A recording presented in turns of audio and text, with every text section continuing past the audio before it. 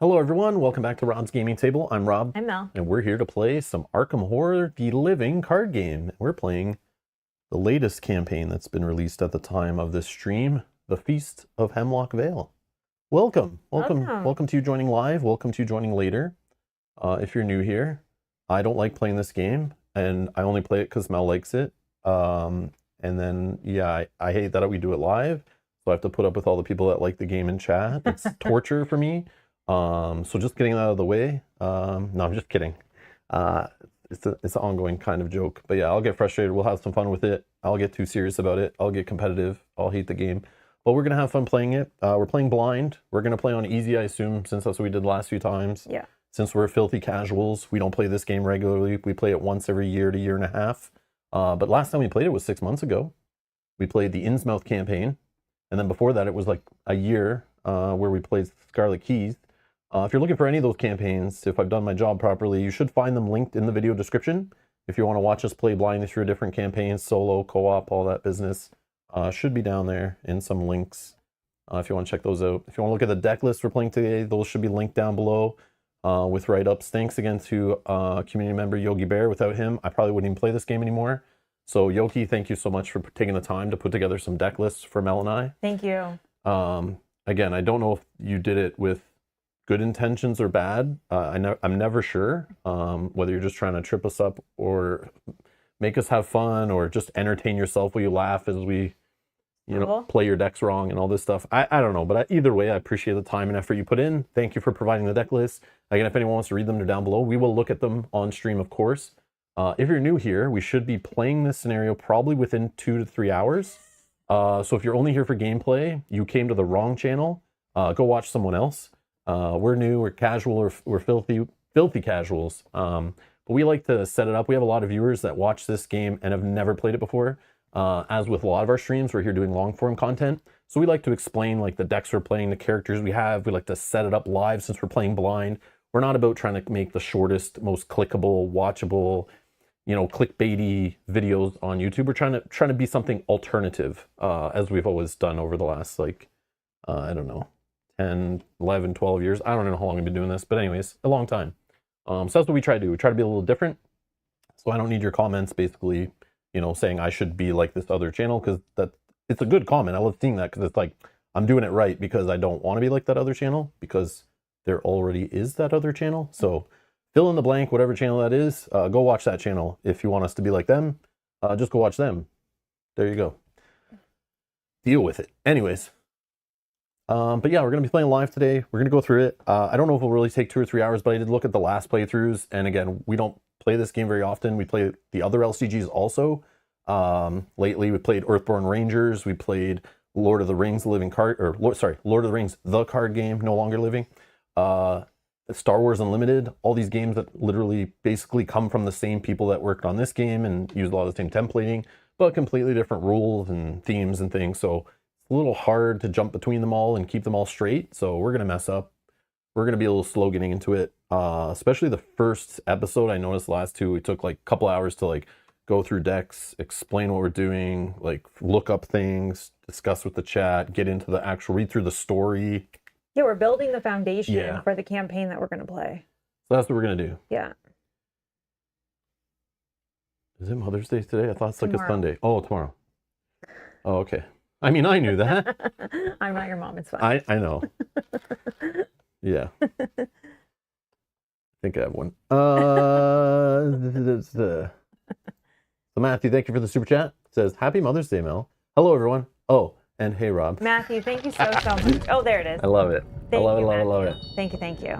Thank you, thank you, thank you. Thank you for wishing me a happy Mother's Day. All right. So I know that some people are really excited for this, and so am I. So show your excitement in the chat. Yeah. Kate says, I really hope you both enjoy this campaign. I hope so. I think we will. I think so. I think I liked a lot of the ones that go back to Arkham. And like I was saying in a previous stream for Lord of the Rings, we were talking about this campaign, how lately Mel has seen online how people love this campaign. And I've seen a couple Reddit posts where people go on and on about how they love it. But there's a big asterisk to that. There's 2 reasons why I think people really love it. is it's been a drought for content for so long, so something new comes along, you're just like, yes, please. And it kind of like can look great when it's like new and shiny. And this is new and shiny. This only came out, I mean, in Canada, it came out like a week ago, but everywhere else it came out like 3 months ago or something. Anyways, not bitter at all. No, I had other stuff to play. I really don't care. But the other thing is people compare it to the last two campaigns, saying those were some of the worst they've ever played, like Scarlet Keys and the Mountains of Madness one, whatever, Edge of the Earth. Edge of the Earth. People didn't really like that amongst the community, is the consensus. Again, this is small.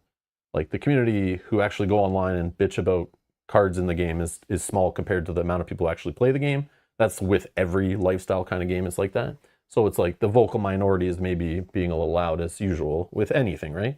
But they like the things they mentioned where they just like what it does. It kind of goes back to the ground roots of, like, you know, being in Arkham again. And like, I like that too. I like that with, I think with the Circle Undone, when we played that one and went back to Arkham, it was kind of like, I like that. It's fresh. Let's go back to the roots, right? Yeah. Let's feel like familiar and like the nostalgia, you know, of the first few campaigns, the core box and all that kind of stuff, which is good. But I know the real reason why people love this, and I found it when I was setting up the Prelude scenario we're playing today. There's one little line. I'll show you why I think this may be the best Arkham campaign ever. One little thing. Oh, love that. And I'll show you if I remember when I get there, which hopefully I remember. That could be a whole 20 minutes from now. But yes. Oh, and Yogi is here. Yogi, I'm not sure if you heard, but we thanked you again for creating the deck list for us. So thank you. I have one question when we get to mine, but we'll get to that later. Yes. Oh yeah, Edgar also posted, as soon as I literally add them to the YouTube description this morning, Edgar comments in the chat. I see, hey Edgar, good to see you again. Yeah, by the way. Back.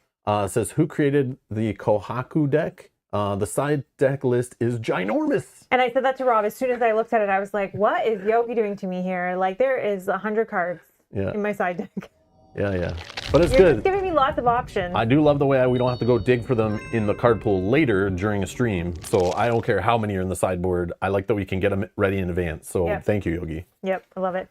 Yep. Jacko, thank you so much. Thank you for the super chat. For you. For Rob, the biggest mother I know. I think you missed a word there after mother. blank. Oh gosh, that's funny. Let's see.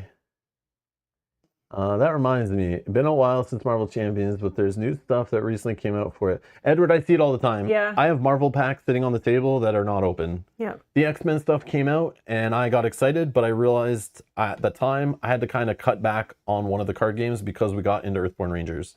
And I thought, well, which game am I going to stop buying stuff for and stop playing? I go look at my YouTube views, I look at the retention, you know, I look at the donation, I look at, like, I do this for a job, right, too, so I gotta, like, balance a whole bunch of variables.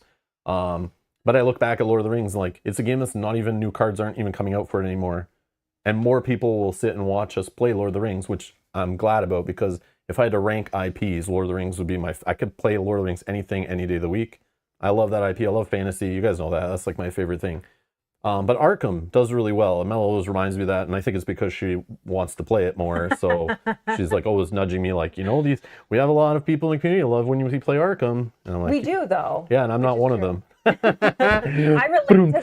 relate to them. Yeah. So I see the passion that they have for the game. And then Earthborn Rangers, I love that game. I love it. I love how it feels fresh and different compared to the others. I don't need another one that's exactly the same. It's literally the contrast to this game, like the complete opposite it feels like, but still has the familiar mechanics. I love Earthborn Rangers. Not for everybody. If you're watching this, probably not the game for you, but you will find that. But I prefer that over this. But that's just me. Both are great though. But then Arkham or Marvel, it's like Marvel's cool and all, but Marvel's just like less depth there, right? Marvel's like the you know, close to his beer and pretzels of a cooperative LCG. They're all complex and everything, but they take a lot of setup and thought and deck building and all that thing. So like, but comparatively, the campaigns are like kind of like super light and short. The scenarios are super kind of basic. You know, the deck building's more simplified, which I love. I wish, you know, I love starter decks, man. I love not having to think about what to put in my deck. But yeah, just out of all of them, it's like if I have to put one on the back burner and kind of ignore it, it would be Marvel Champions just for that reason. Doesn't mean I can't always get back into it. It is the most approachable one that you literally can just like jump in at any time, like buy a box, buy a pack, just jump in right from a pre-built deck into a pre-made campaign, like no problem. Or play a scenario one-off, easy peasy. Without, like, this game is like the most setup. It's like, you know, finding all the cards you need, and like the pool's gotten crazy. I mean, that game's gotten crazy probably too, but yeah. So Marvel Champions, I don't think anytime soon. I want to play it. I look at it, I'm like, man, I love the X-Men theme, Marvel, all that stuff, but it's just like, if I'm gonna spend the time on one of them to keep straight, that one's the one I'm cutting for sure. Yeah, for sure. And Christopher has a question and says, is this the first expansion MJ did not help with? And that is true, right? Or... Well, I looked in the credits. Supposedly she did like story review, but that's it. Okay. Because she's on the department that was like reviewing anything Arkham in the company. She's like one of the experts on story to make sure it's like accurate and fits and like, you know, nothing feels out of place, like kind of like protecting the IP kind of idea. Okay. But now she works on Earthborn Rangers, which is insane to me. Which Yogi does say MJ will bring the Chaos Bag to Earthborn Rangers expansion. No, please not. Well, I don't think so. I know where I'm stopping playing that game then. Let's hope not. I double checked before I backed the expansions. No Chaos Bag? Nothing, but like hopefully they don't pull like a Cephalofair Games and just start jamming crap in there that you didn't ask for or pay for or want. Yeah. Hashtag puzzle book gate. Yeah, that game's dead to me because of the puzzle book. Just dead to me. I've lost interest in that game. Even Yogi with the answers, it's just like, I don't care. Frosthaven sucks. We still played like 50 episodes. Yeah, because Gloomhaven mechanics are awesome. Yeah. Frosthaven sucks. That's the deal. That's the deal. But yeah, there you go. Is Deadpool's out, right? Oh, Deadpool Wolverine. Ah, yes, Edward, yes. When I see that movie, yeah, it'll probably get me pumped. I almost added Deadpool to like a cart to order that pack just to have it in case it like, you know, disappears, goes out of print or something. But then I didn't, I forgot. I'll do it later. Yeah.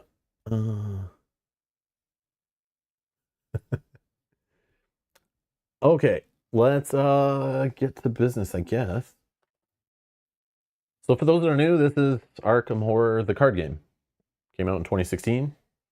It's been revised, content's been re-released, repackaged. This is a new campaign though, but still following the newer release model where everything campaign-wise comes in one box and everything player card-wise comes in a matching box. You don't need one or the other. You don't need any really. You just need a core box to play the game, which will come with scenarios, player cards, all that stuff.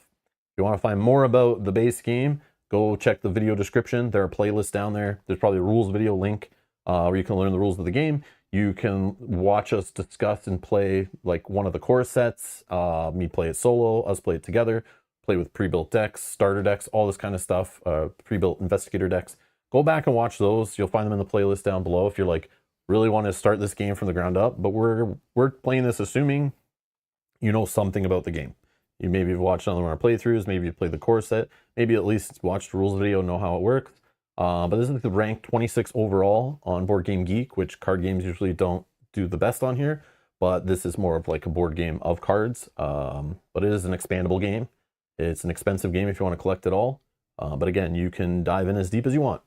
But be careful. If you like it, the core set's definitely a good sampling.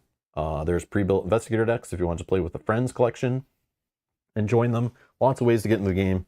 But we're playing with, I think, everything pulling from. Yogi's decks might only pull from a pack here and a pack there or whatever, or a box here and a box there, I should say now. But I think Yogi's assumed we have the entire card pool, which I think we mainly do, other than some print on demand weird stuff and maybe a couple investigators from those books or whatever that came out. I don't think we got them all. I don't remember. But anyways. I guess, and to add to that, so someone asked Yogi knows X card, and Yogi says, if I had the choice between a card they haven't used or not, I pick the new to them card. Yes, I So, noticed that. thank you, Yogi. I like that. So we can play with cards we haven't played with before. Yeah, and I love the battle. I fight Yogi on that sometimes, like keep it simple or like let's have fun struggling over the campaign, not over our own decks. But this time, like he didn't do that, I think, and it's fine. We'll struggle for the first few games, I'm sure. I'll play the deck super wrong. I'll have some snarky comments. It'll be fine. But I still love it that we're playing brand new investigators from the expansion. Tons of new cards with the symbol for this expansion on the bottom. That obviously work with the investigators, so that's kind of cool. So yeah, I'll be fumbling, but I mean the base mechanics are still the same. You know, gather clues and deal with monsters. Like it'll just be like, you know, doing cartwheels followed by backflips to do the exact same thing as like a basic card would do, but instead this one requires, you know, more jumping through hoops to make things happen and a little more flashy to keep the experienced players entertained, right? Mm-hmm. That's why they keep printing cards like that. But yeah. But again, the cards we're going to play today might be a little more advanced, a little more weird. But again, you go back to the base game, go back to the core set. There are some beautiful cards, beautiful decks that will show you, you know, what each color pie slice is good at and what they do, and start there. Or start with an Investigator pack. Those are pretty straightforward too, which are cool. Pre-built Investigators.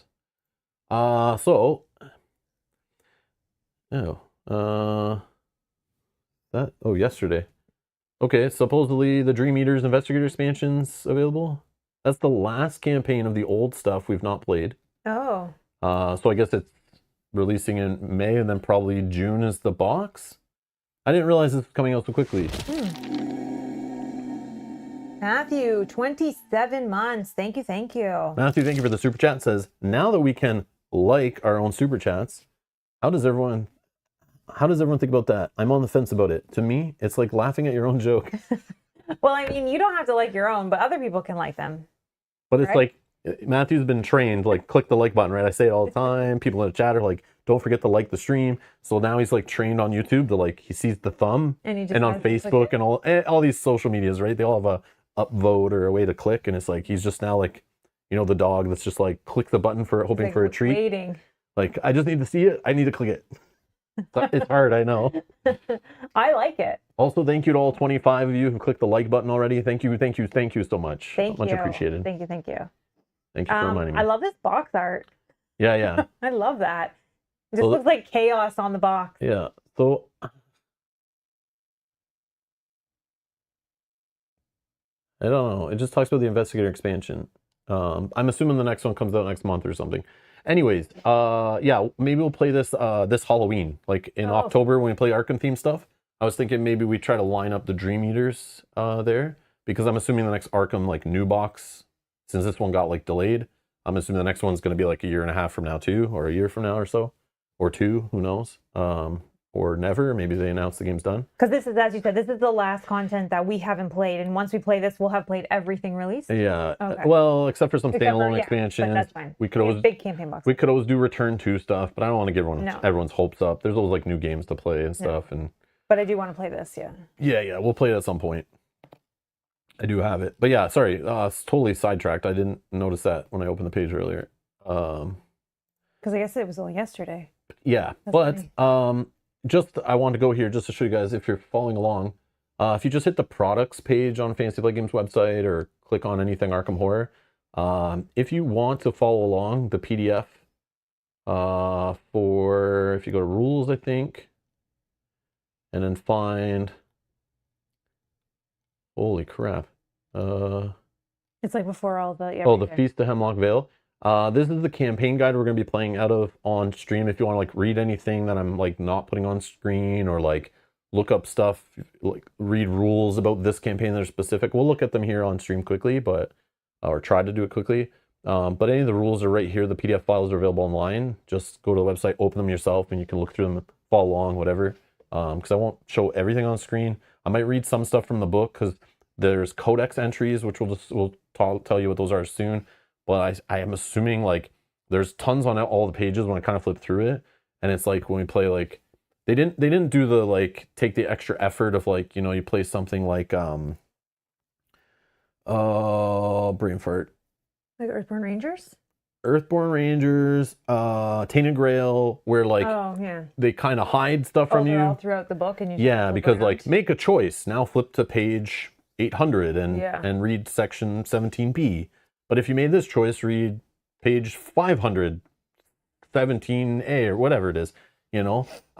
This book is just like, if you have to look up some story entry or some result of doing something, it's all like on the same page. So it's like eyes can wander. And if I'm showing it on screen, you'll see all of it. Yeah. So if you want to read whatever, go ahead, open it here. It's there. I just want to throw it out, but I'll bring stuff up on screen as I can.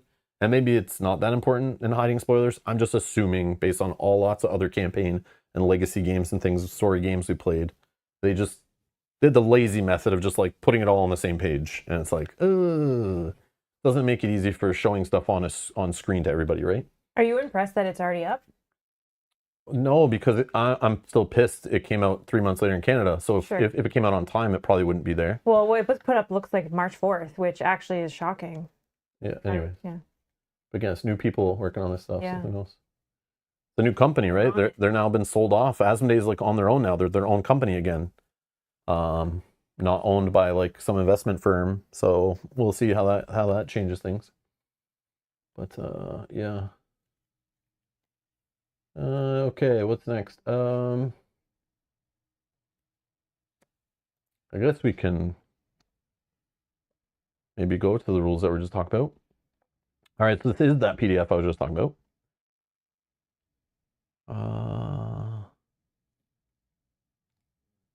I guess we just start with the rules and clarifications. So the codex, what I was just talking about. So it features new gameplay concept called the codex. During the campaign, some card effects will direct players to read a specific codex entry. Mainly, we're looking for this symbol right here, which will show like a little book, you know, with the bookmark thing in it and a number or something, a page number, whatever. I don't know really what it looks like yet, but we'll find out. And we need to look it up. But here are some points about it. Each codex entry, keep us honest too, because like I don't know how much this is touched on in the first or every scenario or not. I'm assuming it is because I saw a few entries already that are like within the first few pages. But each codex entry cannot be resolved more than once per scenario or prelude. We're playing a prelude today, unless otherwise stated. When resolving a codex entry, the player who triggered that entry resolves all effects, resolving a test, dealing damage, paying resources, etc. If it is unclear who triggered the codex entry, the lead investigator resolves the entry. If a codex entry instructs the players to put a named set-aside resident into play, put that character into play with their story asset side face up, unless otherwise stated. A resident whose name is crossed out, and this is bolded, so this must be super important. If they're crossed out in your campaign log, which probably means they either hate you, they're dead, they ran away, disappeared, you know, we're trying to find their killer, whatever. You can't bring them in. Okay, they're done. If a resident's name is crossed out, so are all entries in that resident's notes. So I would assume that means when it references some note, do you have this note for this character? You ignore that completely if it's like giving you an option to like read two different things. Okay. And then it says, when resolving a codex entry for a specific character, you may only read a single section for which you meet the requirements. If you do not meet the requirements for the first section of a codex entry, skip to the following section. Only refer to that character's notes and relationship level in your campaign log unless otherwise stated. After resolving a codex entry and making any changes in your campaign log, resume play. Okay, this is a cool one. So this I don't know if they're going for this, but it definitely gives me vibes of anyone play on the Nintendo 64, The Legend of Zelda Majora's Mask. It was basically like, I forget how many days or whatever it was, but it was a looping 48 hours, I think. Where like every day you start over the new 48 hours, but you've learned stuff watching people go through their daily routines and trying to memorize where people will be and what they're doing to actually make things happen to stop the world from ending. Oh, that's funny. Because the moon is going to crash into the world and like every day it happens, every 48 hours it happens. But then you go back to the start and like you try to like, okay, now I need to stop this lady from doing this and stop this kid from going here and find this hidden guy over here and find this magical thing here to stop it all from happening. That's clever. Yes, it's very cool. It's not the normal game. It's definitely stood out. It's a love or hate game. I never was good at it, but I thought the idea of it was one of the coolest things. This right here is interesting. It says 3 days, 3 nights. The Feast of Hemlock Vale campaign gives players just 3 days in-game to play out its story. The campaign also contains playable preludes, which investigators may interact with the residents of Hemlock Vale, learn the secrets of Hemlock Isle, and make preparations for the next scenario. Preludes are non-confrontational segments that are set up with locations and scenario reference, act, and agenda. The end of each prelude provides several choices on which scenario to play next. Depending on the day, the time, some scenarios may provide new story options or challenges. Players will not have time to play every scenario or befriend each resident on a single playthrough of this campaign. So that's where it gives me the vibes of like, I just think of Zelda Majora's Mask. Players may earn experience when playing preludes and interludes. Record it under unspent, but do not spend it until it tells you. And to keep track of the current day and time, you may refer to and update the daytime section in the campaign log, which will show you the campaign log in a bit. Okay.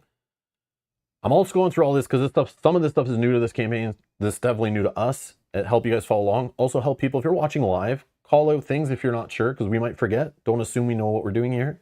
So if you've already played this or you're just watching now and you're like, oh, that's cool, and remember this stuff, keep us honest. If you're watching later within a few days, feel free to comment down in the rules, your rules corrections, timestamp them if you can, to help people learn from our mistakes and even help us as we're playing through this campaign over the next probably couple months. We might be able to see something we've been doing wrong and maybe correct it for future episodes of this playthrough.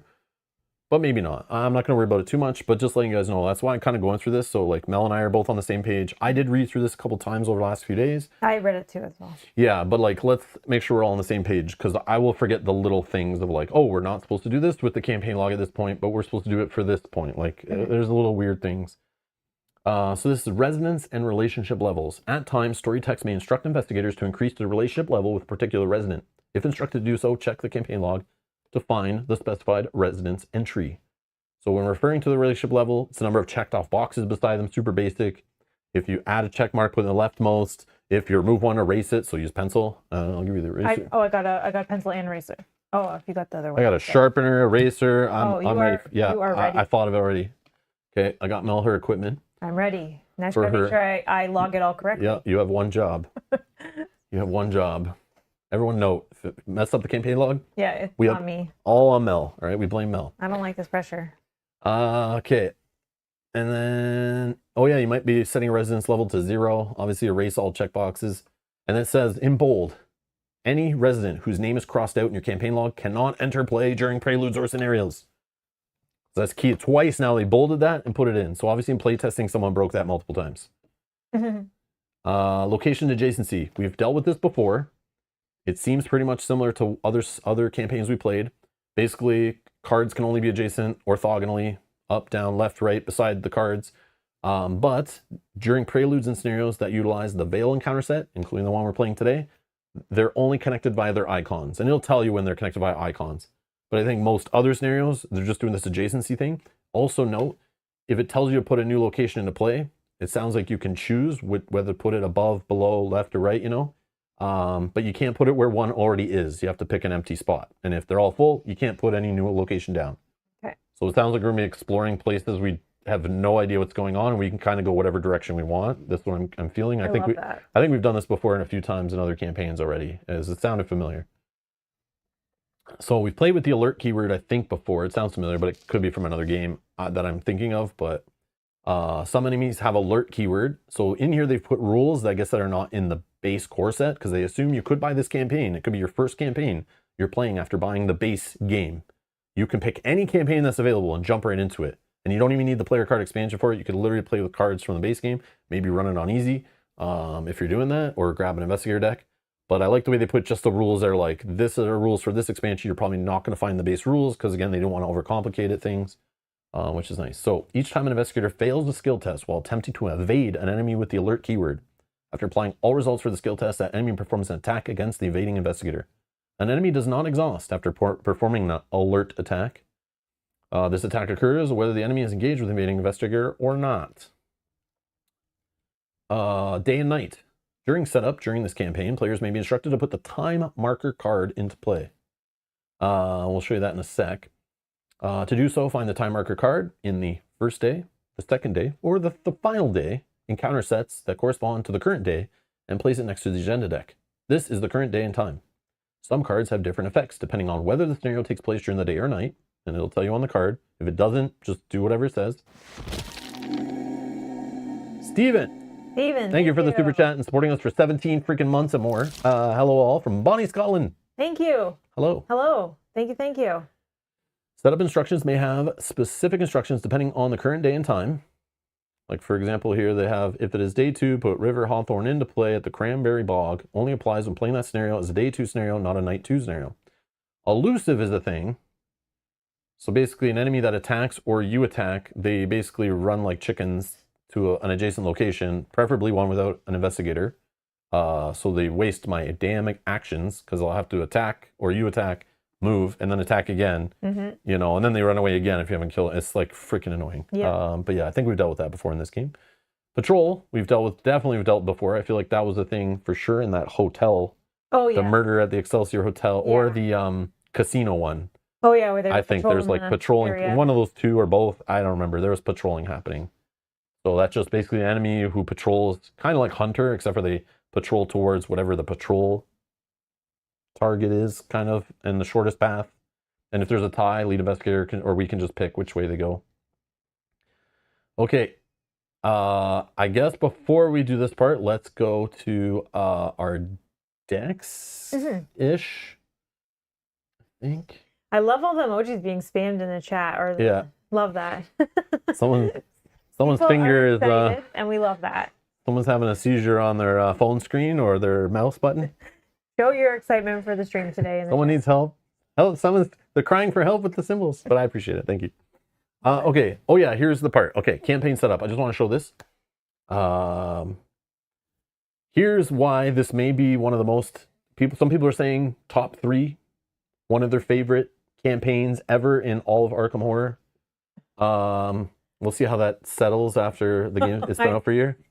Okay, see this number 4? Yeah, I see it. This is why right here. Instantly they were like, why? Why does this one feel so good? I don't understand. I just got into it. It's great first feeling, this great first impression. I don't know if it's the codex. I don't know if it's preludes. I don't know if it's the theme. I don't know if it's color of the box. But when I read this, I was like, I know what it is. And they probably didn't realize what it was, but I know. It's not just because they finally got a new box to play with their game. It's because when you assemble the campaign chaos bag, and I even had to take it out. I put it all in and was like, oh yeah, crap. I was like, it's not even in the list. Note that the starting chaos bag does not include a chaos token, an auto fail token, whatever it's called. The tentacle bastard tokens. I'm sure it'll be there very quickly, but they probably like played it and were like, wow, this game is really awesome all of a sudden. They played the first. This is great. And I'm failing skill checks, but it feels fair. Oh, I didn't put enough in. It's my fault. It's my fault. Yeah. So funny. So the scenario setup you can't see right now, but we'll get down to the table eventually. And I could see that the chaos token was not in our setup pool, and I thought that Rob had done that as a joke because I didn't read that. No. And I'm like, oh, I wonder if he's just going to see if anybody notices that that's not included in our little pool. But clearly that's not supposed to be. Okay. And Laurel, hello, says, got here in time to see you play this. I hope you have as much fun as I have with this campaign. I'm hoping so too. Same. Yeah, I'm hoping we do too. Yeah. Okay, so we'll pause here on the campaign setup. We'll go check out our decks, go over our investigators, and then we'll come back to set up the campaign, I think. So let's start with the deck again. Thank you, Yogi, for the decks. I'm playing the deck titled Alessandra Flex. So this is flexing her, I guess, OP powers. What she does shows all what she can do built with the cards that you should be building with her, based on her ability here, which her ability is, you may take an additional action. That's all I need to read. Additional action per turn. Love that. But it can only be used to parlay. And at first I read it and went, parlay? Isn't that the thing you do like maybe once a scenario? Like, because it's on some scenario card, like parlay to like leave the scenario or quit or something. I forget, like parlays are very rare, I thought. Or some enemy will have a parlay on it, you know, a boss or something. I think it was more like the people type enemies, right? Where the parlays versus the actual monster type enemies. Yeah, maybe. Either way, I was like, what the hell? And then I learned after putting the deck together that there are a lot of cards in the set that have parlay on them. A lot of cards in the card pool that have the word parlay. Some added in this expansion, in the player expansion. Investigator expansion, I should say. But I did not realize there were so many cards that actually say parlay on them. I was like, what the hell? It's like one of those deck builder type, or like a tribal kind of deck where it's like, let's add a card to the game that goes back in the card pool and pulls out all these cards that people barely play with, but put them all together in the same deck and make it busted. We've seen this many times when LCGs get kind of long in the tooth. And that's definitely what is going on here. Also, this is also the deck that obviously Yogi wanted to put together to try to see how many cards that have the most text on them in the card pool it could put into one deck. So this is the signature card that you get 3 copies of that come in Alessandra's deck, Beguile. Yeah, it's tons of text. And of course, it's got a parlay. Okay. This card, Wall of Text. This card, Wall of Text. Half a wall of text. Looks like they were also designing this expansion at the same time they're working on Star Wars Unlimited, putting these kind of cards in. Fake credentials. Wall of text. How many cards do you think we're going to play wrong because of all these? They're going to be like... This is where my comment was made earlier, is like, oh yeah, this LCG has been around for a long time. I remember this happening in like the other 20 LCGs I played over the years, is when a game starts getting longer, they're like, man, we need to keep those experienced players entertained. Let's make some ass backwards way to do the most basic things ever. Like, oh, you want to collect a clue? Well, we're going to make it so you got to build a deck with this in it. You got to have these in your hand. Then you got to play this. Then the investigator's got to have this. And then you got to do this and play these two together to then just like get that one clue. Like, it's like, haha, cool. That was so cool that I had to do it this weird way. But yeah, that's what's happening here. So I'm sure this is like a deck that just does the basic stuff of the game, deal with monsters and collect clues, but it does it with walls of text. But then Yogi kept me sane for now and put in a bunch of skill cards that, I know and love, of course. I got the basics, manual dexterities. I like this Well Dressed. It's a new one, but it's like fits with those like classic like skill cards that are straight damn forward. But of course, the Well Dressed goes perfect in a deck with the Countess. You know, she's, I'll read her little story to kind of give some backstory, because I don't know who she is or was. Alessandra Zorzi. Of course, she dresses well because she's got some fine clothes and has the card Well Dressed. I feel a theme going on here. So yeah, that has to go together. But we got Perception, we got Guts, you know, the classics. Yeah, he knew. Yogi knew he put all those in. Well, he put those in there, but he'll be telling me to cut them like as soon as we get experience. Get them out. Put in some real cards with pips on them. It's all good. So, Alessandra Zorzi. Let's see here. I guess I don't need to read her deck building rules. The deck's already built. Alessandra's life of carefree luxury enables her to hop from a stately gala in New York City to a banquet with the Maharaja of India with ease. The Countess has sampled every dish, drink, and dame from Marrakesh to Chicago. The regal title is just an act, however. Behind the scenes, Alessandra uses her cover to pilfer from art galleries, banks, and the hearts and pocketbooks of the rich and frivolous. Her silver tongue has gotten her into and out of plenty of trouble. A new job with the shadowy Zamacona brought Alessandra to Arkham, Massachusetts, where the Countess learned that more lurks behind the suggestible rich and frivolous excess than she previously thought. So that's cool. So yeah, it's all a fake thing, but she like rips everyone off.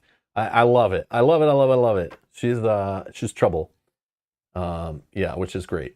So hopefully that comes through in her deck and her cards and her theme and all that stuff.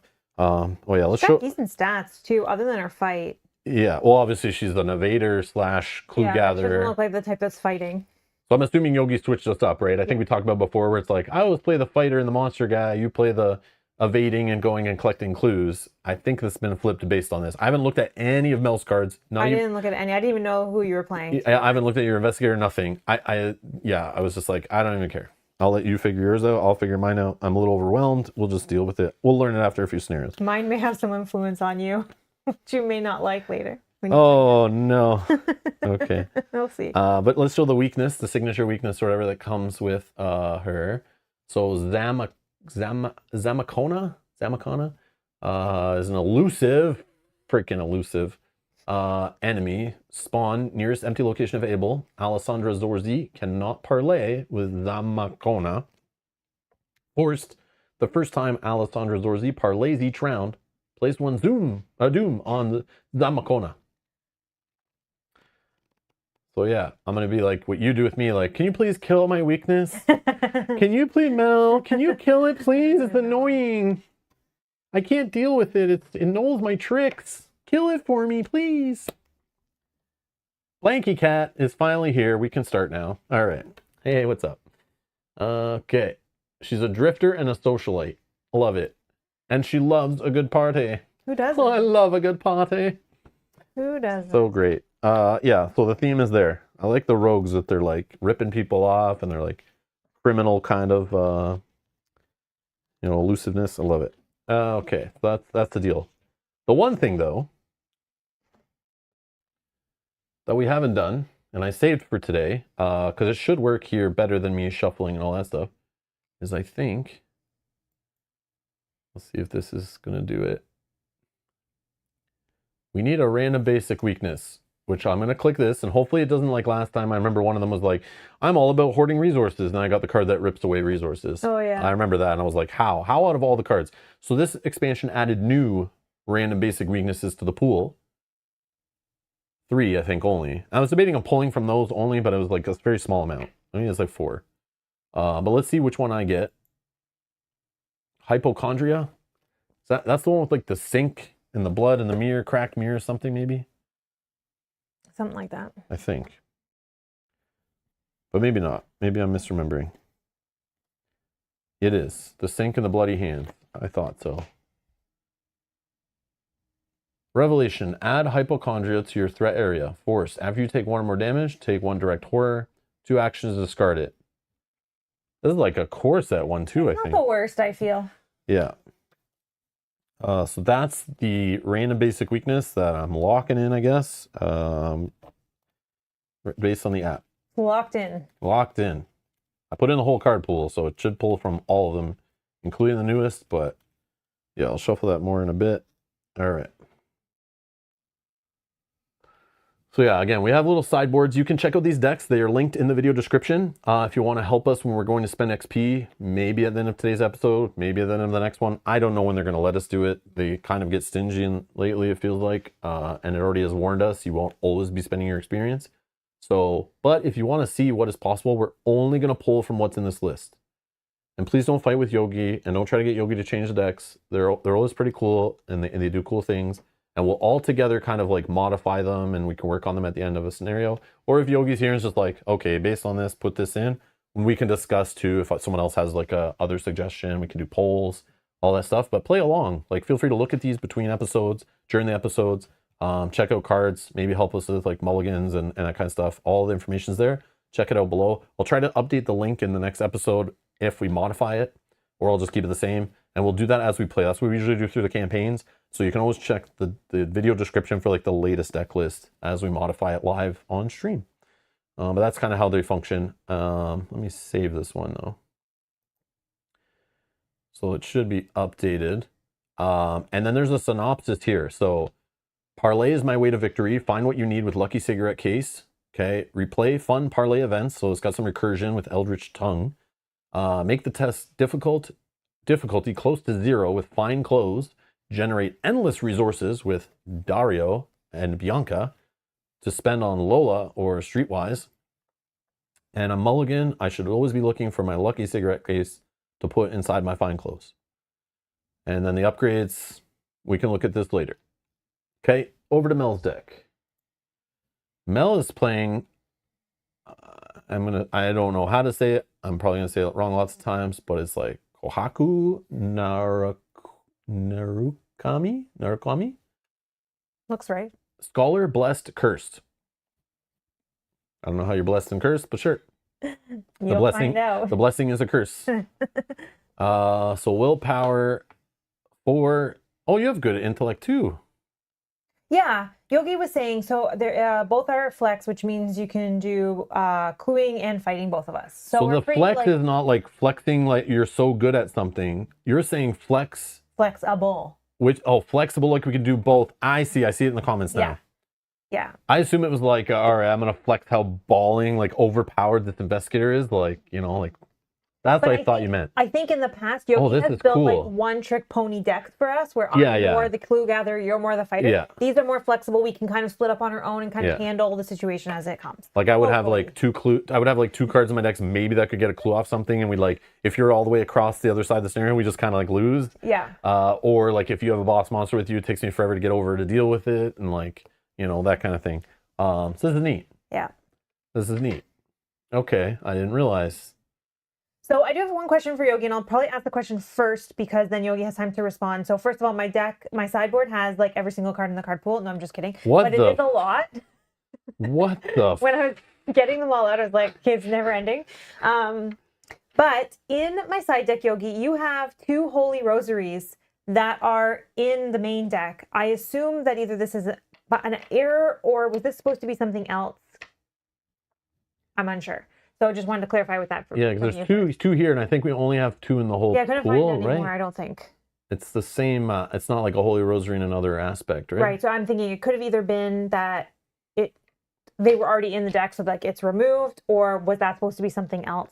I wasn't sure. So I'll probably just take it out, like, because I don't want it to be like an option, then we like realize we can't put it in. But I changed the accessory slot item to just Holy Rosary 0. oh, and left it in the side deck to remind you. So it can be removed then, right?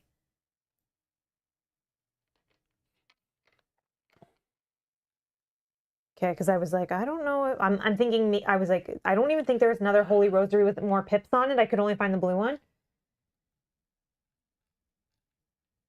If I just click on it, right? Okay, perfect. Like that, and that's fine. Yeah. Like it wasn't supposed to be like a 1-pip one, No, right? Or he something? said, he said no, the zeros can be removed from the side deck. Okay, perfect. perfect. Perfect. Okay. So my deck is very interesting, and it has a lot of the blessed and cursed mechanics. And this is why I joked and said it's going to be fun for Rob because it affects the freaking bag. Yeah, it affects the bag, and I have ways that, like, my cards are affected by the blessed and curse, and maybe they hurt less or hurt more or whatever. But for Rob, they're just going to be annoying tokens, I feel. So It's all good. I don't know. We'll see how Rob's sanity goes with this type of investigator. So it should be interesting. So your Also, how I manage this will be interesting. Your ability is response to at the start of your turn, either add a blessed token or a curse token to the chaos bag, whichever there are fewer of. In the case of a tie, I get to choose. Or remove 2 blessed or remove 2 curse tokens from the chaos bag to take an additional action this turn. Which is amazing. Okay. But then, yeah, sorry, go ahead, Chris. So it's a good thing I assembled this and put it on the table. And I thought maybe because I did look at your ability earlier and was like, just before when setting up, I was wondering why this was in the player expansion with the bless and the curse dial. I think it's upside down. Yeah, so this is in the game, I think, to track how many are currently in the bag. And I was like, why the hell would you need to know? Or maybe this would have been helpful in maybe this is for another campaign where the blessings and curses matter and you need to track them. And they just put this in as like a whoops, we should have gave this as a beneficial thing later. But now I know why. And I put it beside you just to remind myself, like, I don't know if you need it based on cards. Yes. But now I realize you do need it based on your ability, which I didn't catch first. Matthew, thank you for the super chat.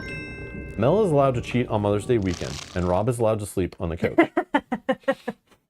I'm like a cheat. What, in the game I'm allowed to cheat and it's okay? What the hell? Matthew. Thank you. Thank you for the super chat. So I'm excited to see how I'm able to manage this, and I'm hoping that I can manage it by putting these negative tokens in, so the curse is in, and then removing 2 to take additional turns, leaving more blessed tokens in the bag. Actions, yeah. Yeah. Right, actions, not a turn, right? Actions. Okay. Random basic weakness for you is obsessive. And then I will save this, grab obsessive, and you can read maybe while I'm searching this pile of weaknesses. What your like synopsis here is in Milligan. Yeah, so for this, Yogi says, you are playing the Chaos Bag manipulation game to maximize your and get the advantages out of the curse assets from Armageddon and Eye of Chaos. the big payoff would be Seal of the Elders, while we have fun with all the mystic access we have, many hand assets. So occult, that one lets me have, I didn't actually, Permanent. oh, I don't think I So took bring this it out, Sorry, right? I don't think I took this out now that I'm reading this. Permanent. Limit 1 per deck. You have 1 additional hand, accessory, or arcane slot. It's going to be used to hold blessed or cursed asset. Oh yeah, do I have any permanents? I read through the cards, but I didn't even think of that. And permanence just means like it's a setup, right? Wait, I don't think I have this in my deck yet, do I? What is it? Oh, maybe it's a sideboard I think it's card. a sideboard card because I'm like, I don't think I have this yet. Okay, yeah, I don't have this yet. Okay. Oh, right here. Yeah, yep. Card. So once because I'm like thinking, I didn't see that when I was reading through this morning. So once I get this. It's like your equivalent to, I always have the deck that puts in the extra ally all the time. Yeah. Whatever that's called. Oh, look. Backpacks here. Wouldn't be a set of Yogi's built decks without some backpacks in there. Joke. I know I make that comment every time. So I'm gonna have to keep this. I'm gonna have to probably look at this for my mulligan because there is quite a few cards that I'm kind of looking for to kind of set up. So we'll look at that. But I'm kind of excited to see how I can like learn to play this. Cursed Moon. So your mulligan, you're looking for Arcane Initiate. Yeah. Oh. Or Gabriel Carrillo. Any two of Blessed Blade, Armageddon, Eye of Chaos. Read the signs. Read the effing card. Spectral Razor.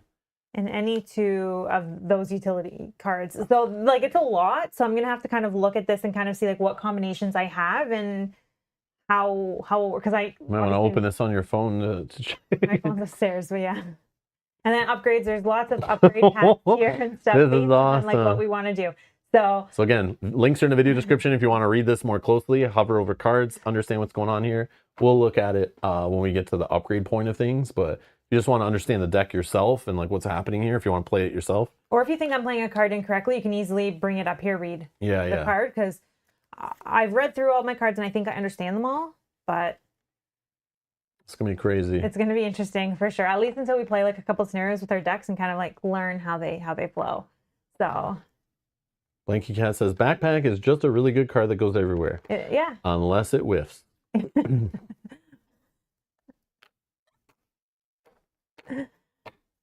Anyways, all right. So we'll see. I'm excited for this deck. Here's your weakness. Oh, yeah. Obsessive. Put it into play in your threat area. When your turn begins, discard one non-weakness card at random from your hand. Okay. 2 actions to discard Obsessive. So then I do have permanent cards. I have 2 of them. They're both the same, but I just put those out so that we can make sure that we talk about You have 2 copies?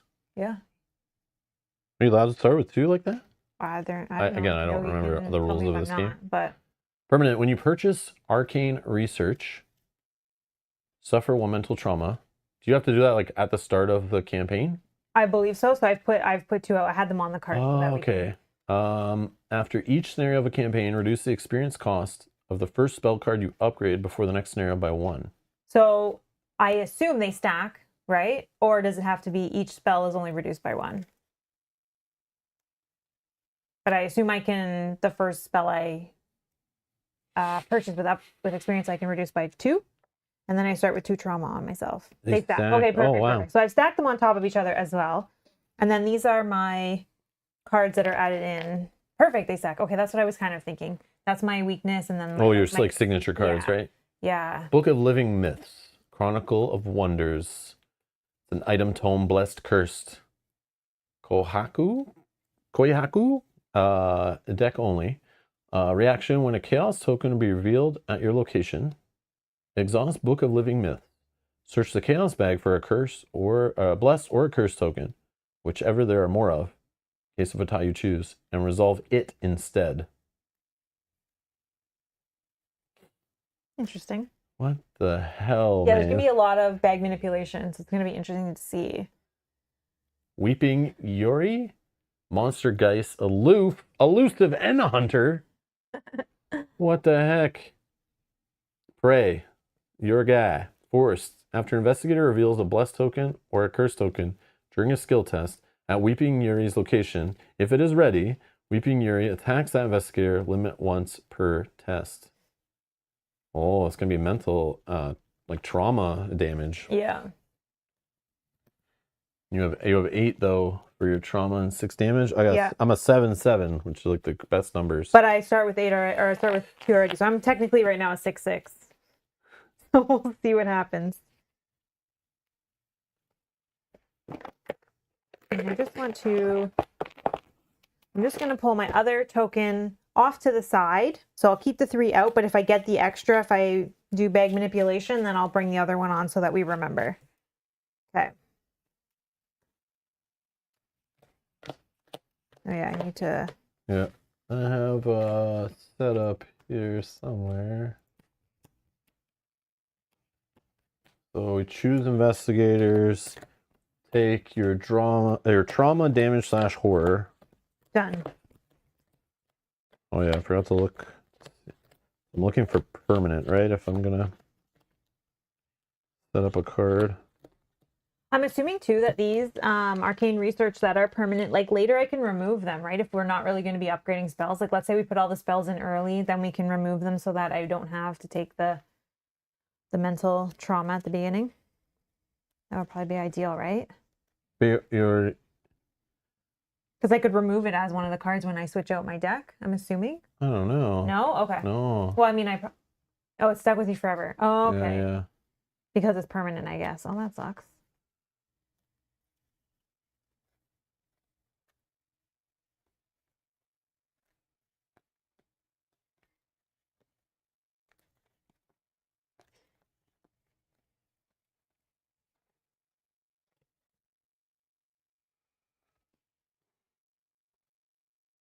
Okay. Nope. No permanence. Permanent means permanent, I guess, eh? I'm probably gonna say it wrong. Kumagoro says hi. Mel and Rob been binging your videos for a while and just began playing Arkham Horror LCG. Excited to have caught you live for the first time. Welcome. Welcome. Welcome. Welcome to the live stream. Thank you for watching our stuff. What was the video that you found us with? I'm curious. Maybe it was Arkham. Yeah. What was the first thing you binged on the channel? What game? I'm curious.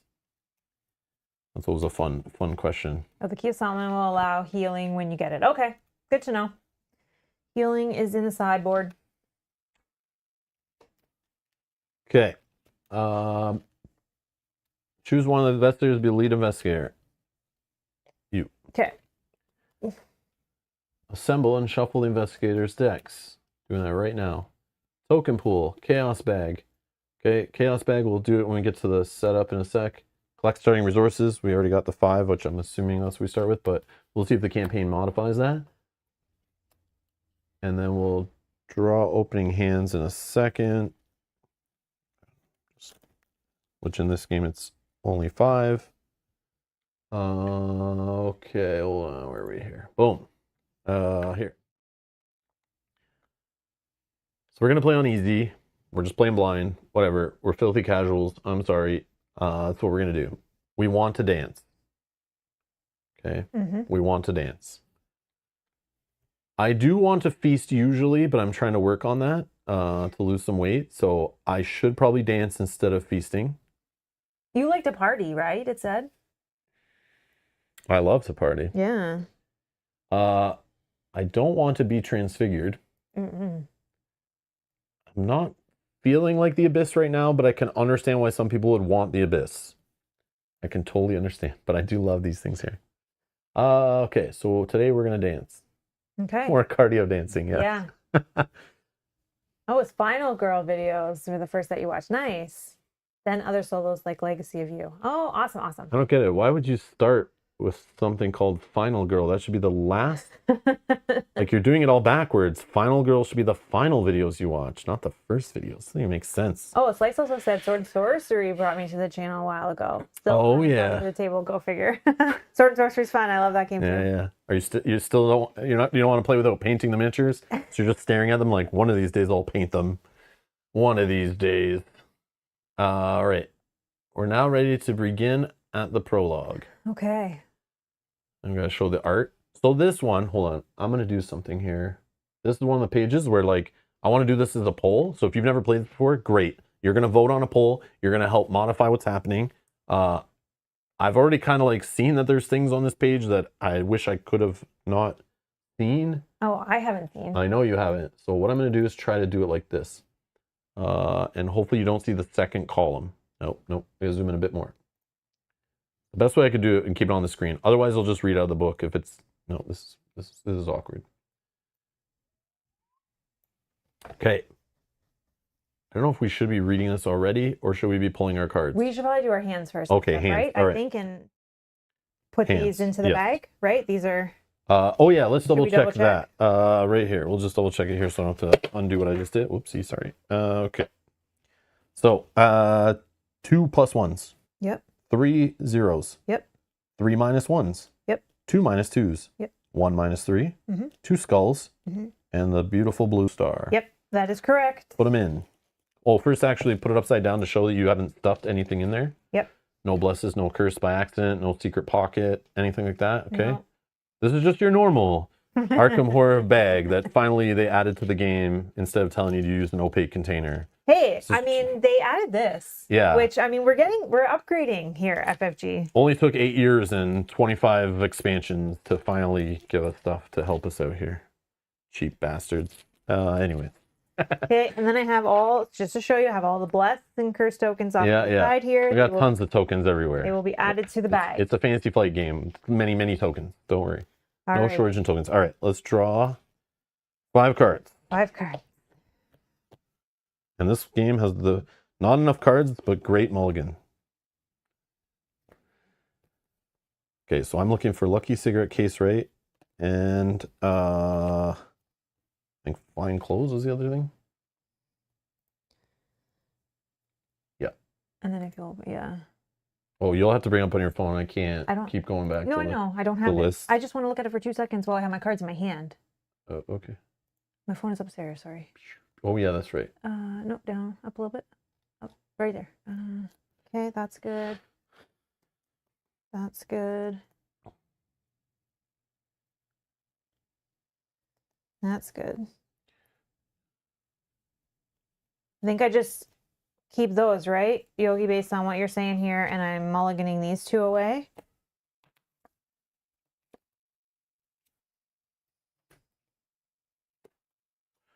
No Fine Clothes, but it's all good. And then we shuffle these ones back in, right?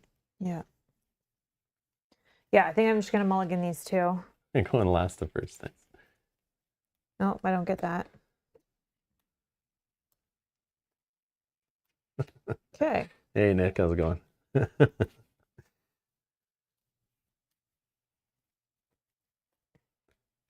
I don't know, like I don't think it's about the gender, like it's not that Is that the first time we've done it? I don't know, it's not like I always want to play a dude. It's like I always just end up playing the fighter, right? The Yeah. like weapons expert, the one that kills via spells or whatever. And yeah, maybe it always tends to be a guy. But like Mel always plays the clue gatherer, evader kind of characters, right? Yeah. Maybe those are generally more female. I don't know. It might be the first time we've done that. It's never by, like, we've never ever thought about it like that. But these are flex characters, so they kind of do a little bit of everything, I guess, can do both. So Oh, last time you were playing Danielle. Oh, yeah, that's right. Yeah, no, this isn't the first time. oh, okay. Yeah, it may be the first time for me. Yeah. Okay. Oh, yeah. Janet, thank you so much. Janet, thank you for gifting 5 memberships to the channel. You're too you. generous. Thank you so much. Thank you. I noticed that you changed your little avatar picture. Yeah. I know I can't tell what it is 'cause it's so small, but thank you so much, Janet. Thank you.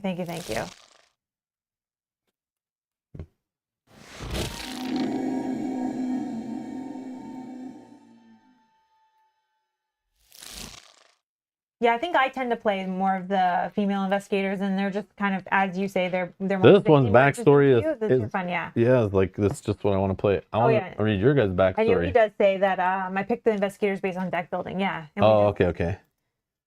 So everyone, this is the backstory for however you say this name. Everyone in the Arkham Historical Society recognizes Kohaku's booming laughter and the haunting tales he tells of both the yokai from his childhood home outside of Tokyo and the strange creatures that haunt the Arkham woods. The eccentric folklorist tells everyone that the chronicling and publication of these phenomena's existence will be his greatest work. It is only when he is home with his partner Gabrielle that he hears the cries of the same spirit who haunted his father, and fears that his greatest work, quote unquote, will never allow him a night's sleep.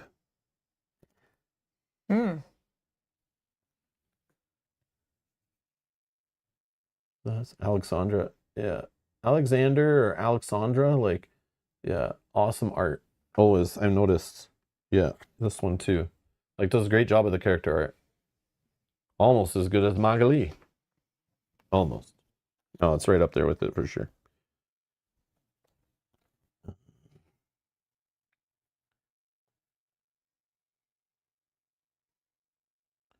Alrighty. So now I think we can read all that. Or did you do your mulligan already? Yeah.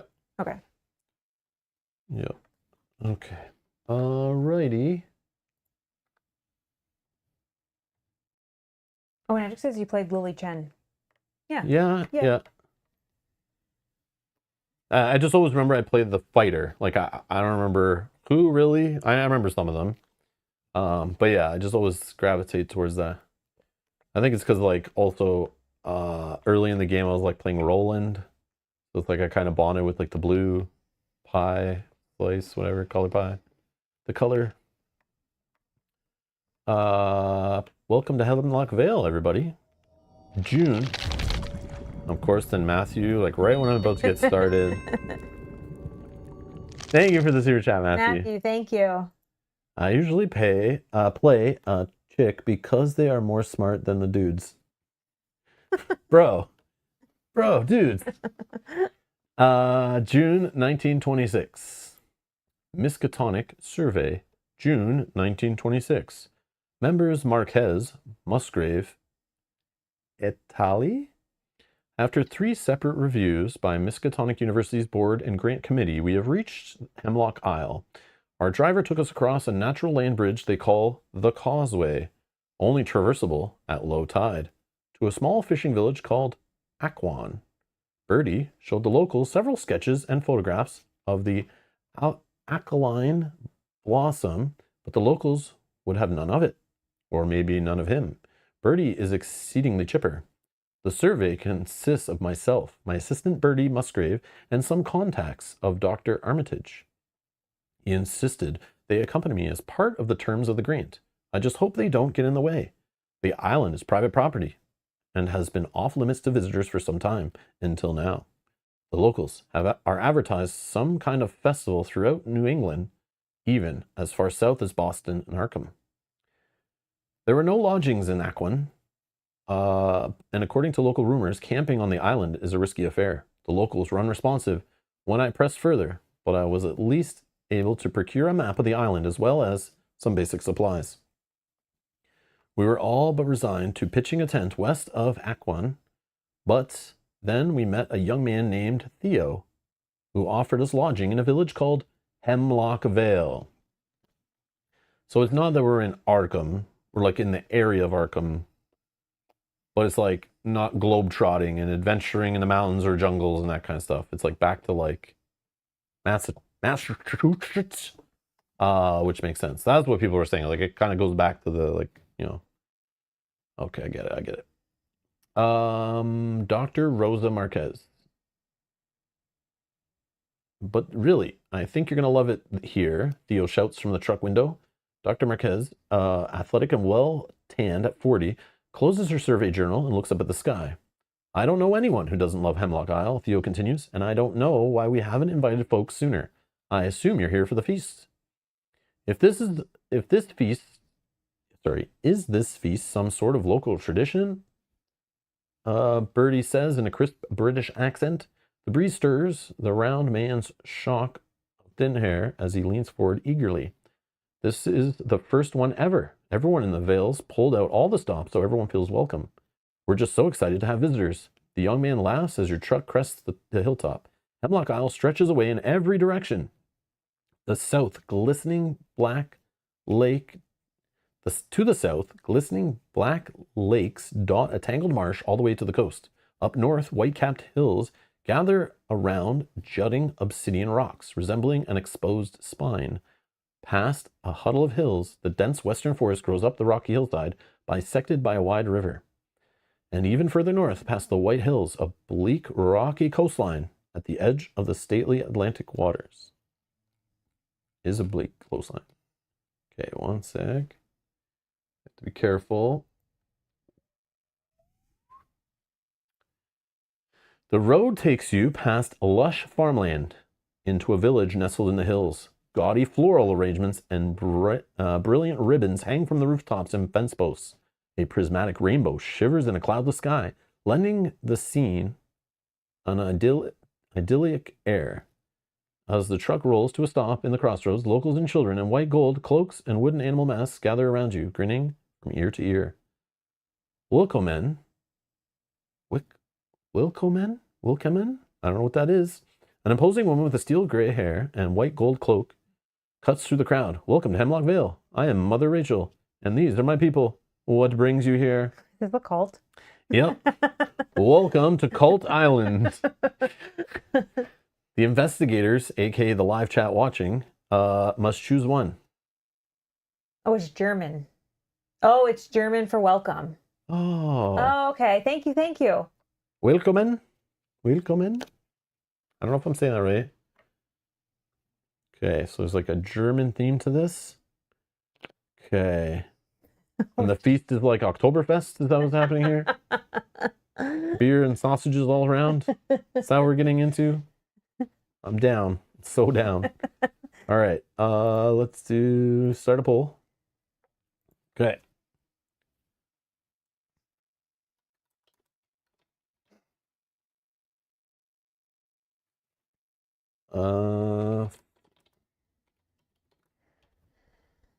Okay. So I'm going to put a poll in the chat. There's no other options, right? I don't think so. Okay. Oh, let me check it. Oh, yeah. Nope. Okay. No. Okay. So the two options above my head here, you guys choose, vote in the live chat. We're here on a survey for Miskatonic University. This is what we tell her. Or we lie. Well, I'm really here for the food, but I'm supposed to be here for the dancing. Or we say we're here for the feast. But the feast could involve dancing. Right? You know, Hey, when you if go I'm to a busy, party, there's usually food and dancing. I try not to fill my face while I'm shuffling on the dance floor. It's one or the other. So like if I'm at a table filling my face, no one's bothering me. I'm not dancing. And if I'm dancing, I'm not eating. So it's like I make choices. And I think if you dance too quickly after eating, it's bad, right? You get a cramp? Yeah, you get cramps, right? Isn't that how that works? Not a cult. They're a dance festival. Who can carry on a survey on an empty stomach, I know, though? right? Who knows how long that survey is? Oh, I'm here for the food. And where's the cake? Yeah. All right. I'm going to close the poll. Thank you all that voted. Much appreciated. For the feast, 66%. Alrighty. So I'm going to skip to intro 3. I'll do it so we don't see anything.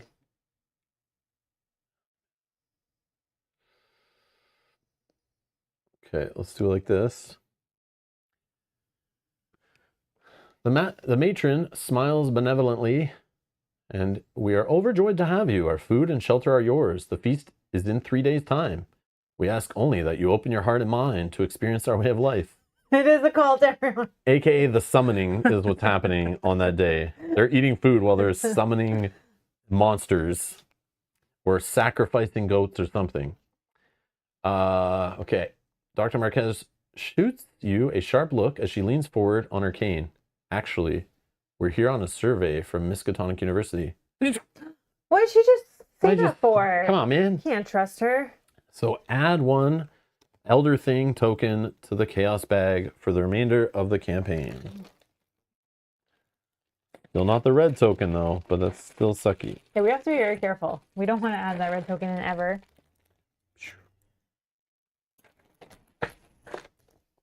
Okay. Then it says skip to intro 4, which is right after, which looks okay to go to. Mother Rachel's friendly mask breaks for just a moment as she registers your response. Surveyors, I see. You're quite welcome here as well. But mind your place. We have rules. Don't harm anyone in the Vale, and we will not harm you. Keep to the village at night, and take care out in the wilderness. Nature is crueler here. Down the road, a small doe walks alongside a pair of children, almost as if to contradict the matron's words. Before you can ask her more, a gaggle of locals descend on the truck, eager for news from the mainland. After fielding multiple questions about sports outcomes and elections, so obviously they're closed off, Dr. Marquez suggests you split up to acquaint yourselves with the locals. Ask around about the island and meet back here in an hour. Proceeds to set up page 6. Oh yeah, I want to show this actually.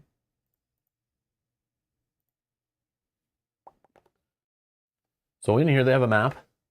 Oh. Which I'll zoom in a bit here. So this is a full page map here, Hemlock Island. I don't know if we'll need to reference this at all, but it's got like letters on it and stuff. There's the causeway.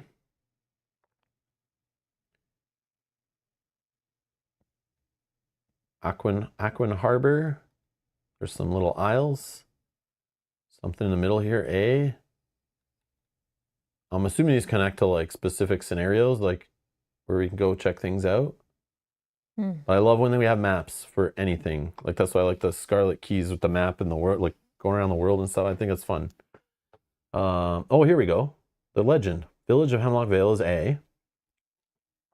Right in the center. Then we got Aquin Harbor, Aquin Settlement, Atwood Farm, Western Forest, Pearl Ridge, Pearl Orchard, North Point Cove, North Point Mine. Ooh, mine.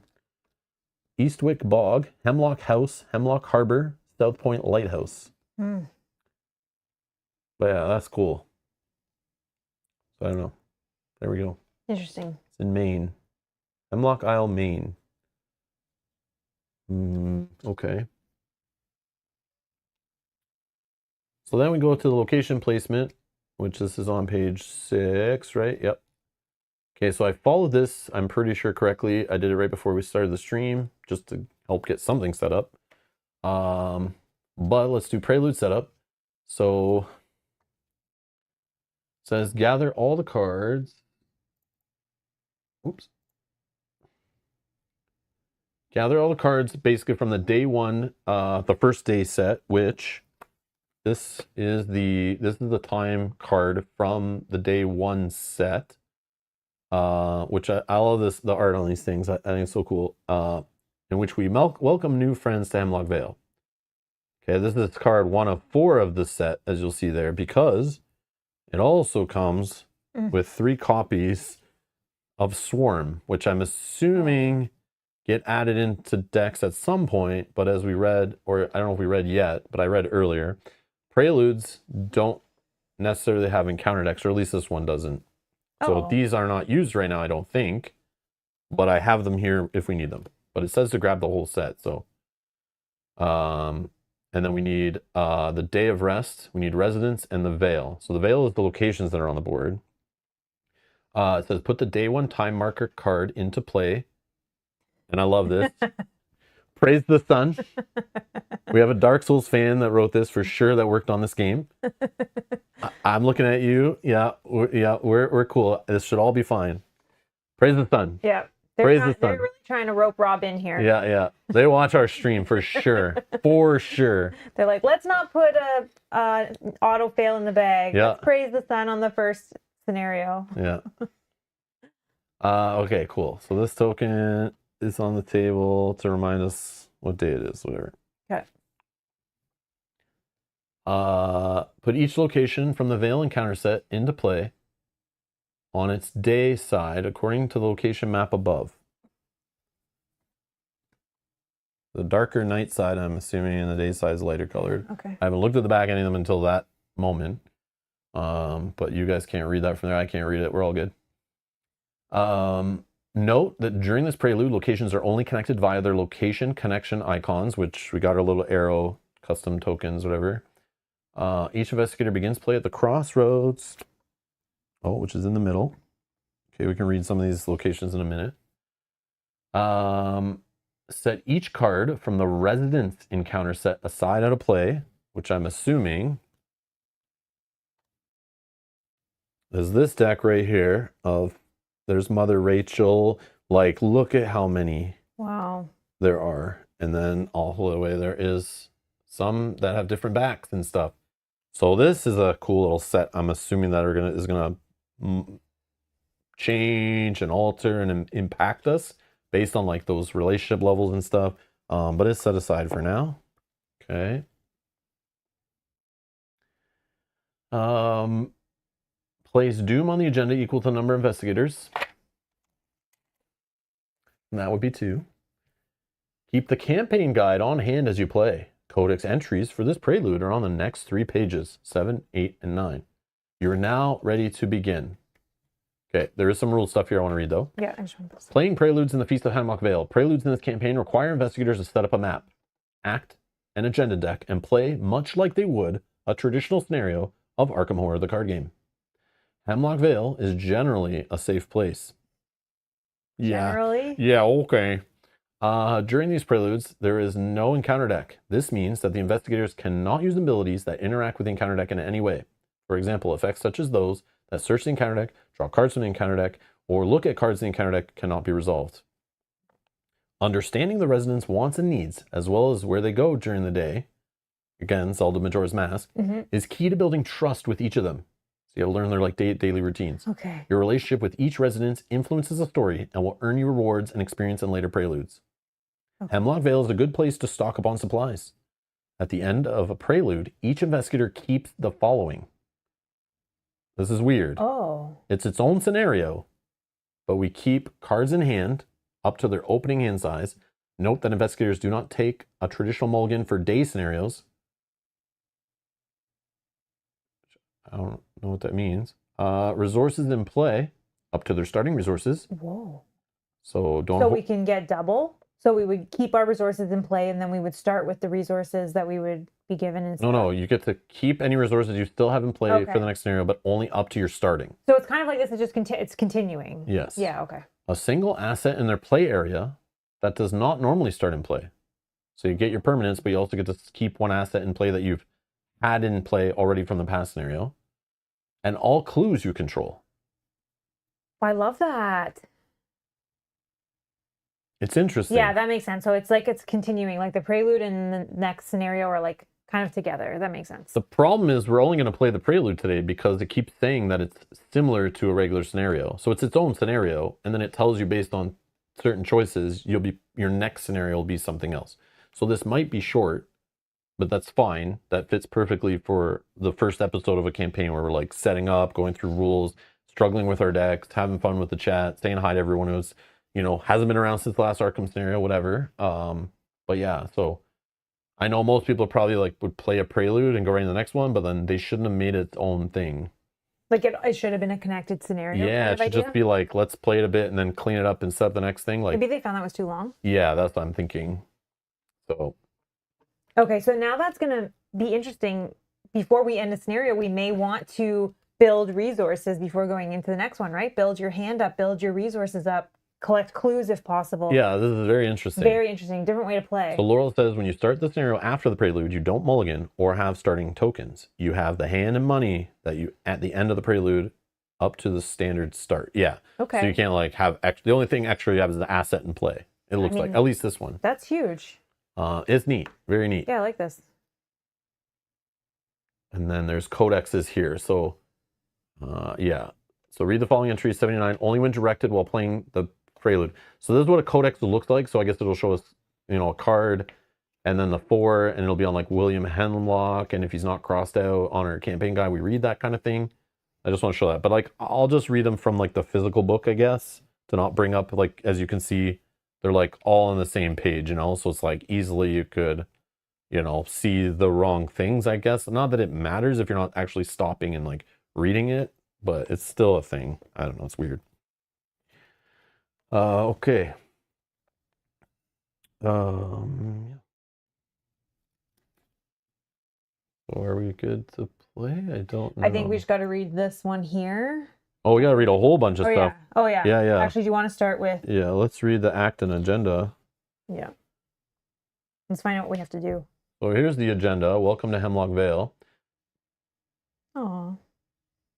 The Miskatonic Survey is staying in Hemlock Vale and making preparations for today's expedition. The more locals trust you, the better you'll understand the nature of Hemlock Isle. Forced, when you draw a weakness, cancel its revelation effect and discard it. Oh, I love that. I see exactly why everyone loves this one. No red token starts in the Yeah. bag. Weaknesses don't do anything. We don't even have an encounter deck. This is why everyone loves this one. I Yep. can tell. It never gets bad from here, I'm sure. Yeah, I'm not disappointed so far. And a 6 doom threshold there. All right. Let's see here. Okay. Everything's fine. These aren't cultists. They got No. robes and flowers. Yeah, I don't trust any of them. Dawn of the first day.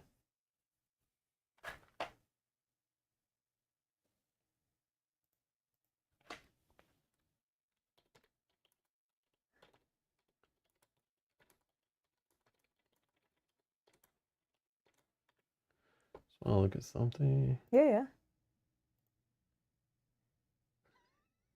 Thought so. Oh.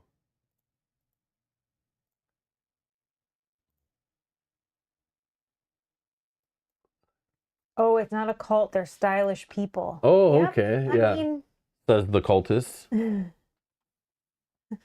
come on, robes don't always mean cultists. I mean, it's a telltale sign that it's a possibility. So I kept referencing Majora's Mask. These people who worked on this also are definitely video gamers for sure. But this is the screen that comes up in Majora's Mask, Oh. Nintendo 64, Dawn of the First Day. It's 72 hours. That's 3 days, right? No, is that 4? 72 hours is 24 plus 24 is 48. Yeah, Yeah, 3 3 days. It's the exact same. I thought Zelda was shorter, but it's not. 3 days, yes. and don't drink the Kool-Aid. Yeah, definitely. Definitely. So yes, we're 100% playing Zelda Majora's Mask Arkham Horror Edition, designed by video game fans and Dark Souls players. I love it. Zelda and Dark Souls players. I'm already in good hands. This may be Rob's favorite Yes. campaign. They're setting it up that way. Oops. Too many buttons. All right. The Village Brins, but as soon as I saw Dawn of the First Day, Oh, brought right back to the mid-90s where it just comes on the screen. The village brims with excitement. Children playing along the roadside, wearing animal masks, while others hang gaudy flowers on eaves and along fences. Investigators cannot take damage or be defeated. Oh, we're playing on the easiest of easy modes. yeah. I thought this was a hardcore card game. This is a card game for babies. Objective: befriend the locals and prepare for your first survey. Refer to the rules on page 6 for more information on Preludes. Okay.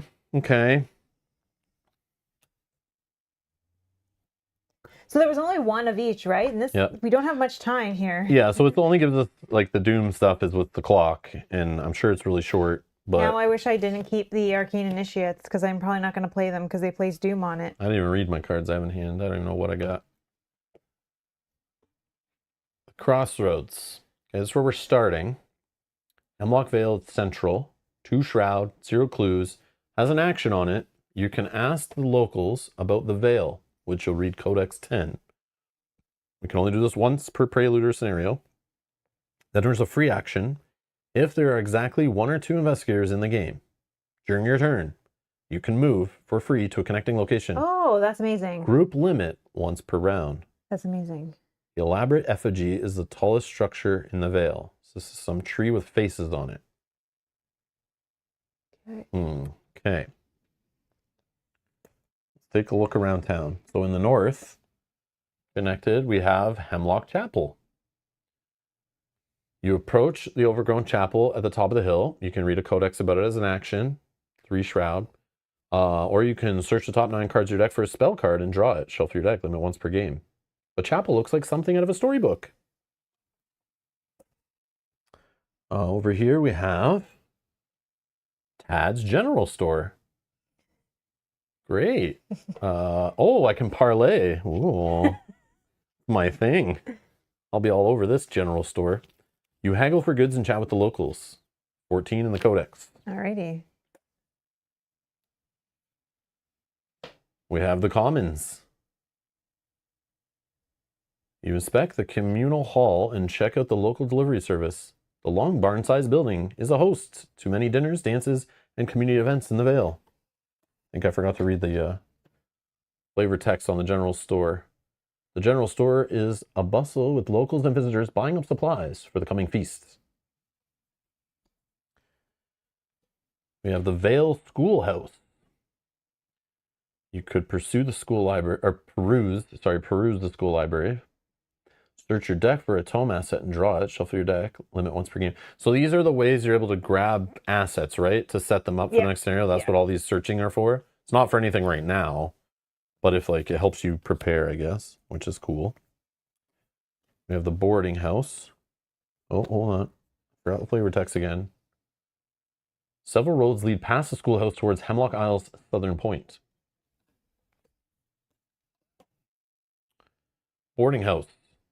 You ask around the Vale. Heal 1 damage, 1 horror, limit once per game.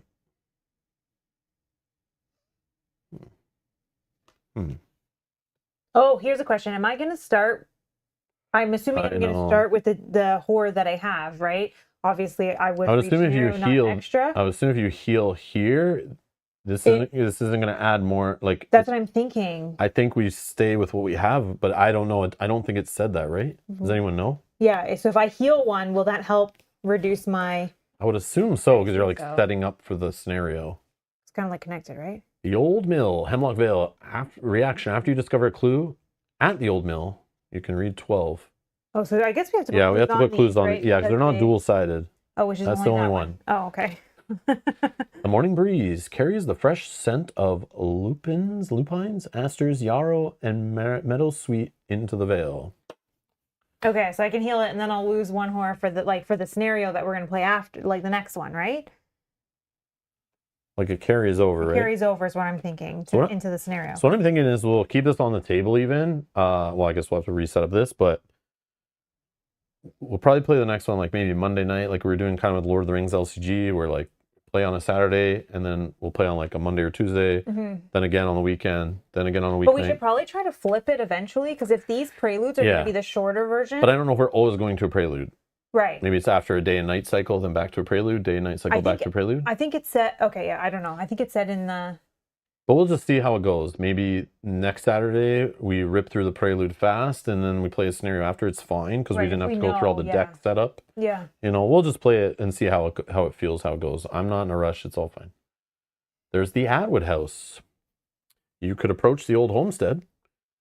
The dour facade of the old house carries a hint of its former glory. The locals seem to avoid the property. Oh. Oh, every day has a prelude, no nights mostly. So I was right. That's what I would assume. You start in the village, then you do a day and night, then back. Oh, that's what I would assume. Okay. Okay. So, can we start now? Yeah. Do you want to go first? Or an hour and a half and we're starting. That's pretty good. That's good. Record time. That's good. As you said, it'll probably be a short scenario anyway. Yeah. So it's all balance it out. Do you want to go first or do you want me to go first? I don't know. You can go first. Alrighty. So at the start of your turn, either add a blast token or a curse token. I think I start with a blast token, right? We're not really doing tests, are we? Because maybe that one. Oh no. I think maybe in some of the codex you are though, because it did say in the book about codex, whoever's resolving it. Okay, so let's start. Or power has to pay the cost or something. When resolving a codex entry, the player who triggered that entry resolves all effects, like resolving a test, dealing damage, paying resources, etc. Okay, so I'll put a bless in. But maybe that's not till later. Okay. Oh, there are night preludes too. Oh, they just work differently. Oh God.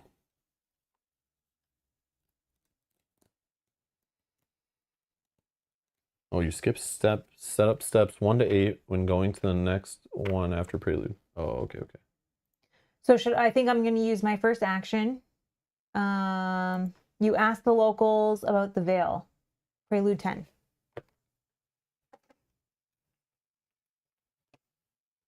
Codex 10? Or Codex 10, sorry. Okay. Codex 10. The Crossroads? Yes. Dozens of workers bustle around the base of a large tree in the center of the crossroads. The many faces of the tree leer down at you with myriad expressions, some laughing, others pinched in grief or terror. Each expression is grotesquely exaggerated. When you ask one of the nearby carpenters about the tree, they pause to consider their words. This tree is the effigy, a likeness of, well, maybe it's best to think of it as a heavenly spirit, the same spirit that lives on in each of us. The foreman tells you they will have to work through the night in anticipation of the rain tomorrow. As you watch them work, one carpenter trips and falls. Theo runs over from his truck and picks her up as she clutches her eyes and laughs hysterically. You may either draw one card or gain one resource. I will draw a card. For the hands, I know we can only keep up to 5 resources, but you just keep the hand as normal, right? Yeah. So extra cards is probably better. Oh, up to opening hand size. Yeah. But then Okay. I'll have my options. So you can dump what you don't want, right? Yeah. Okay, cool. Search the set-aside residence encounter set for Theo Peters and put him into play at the crossroads, asset side face up.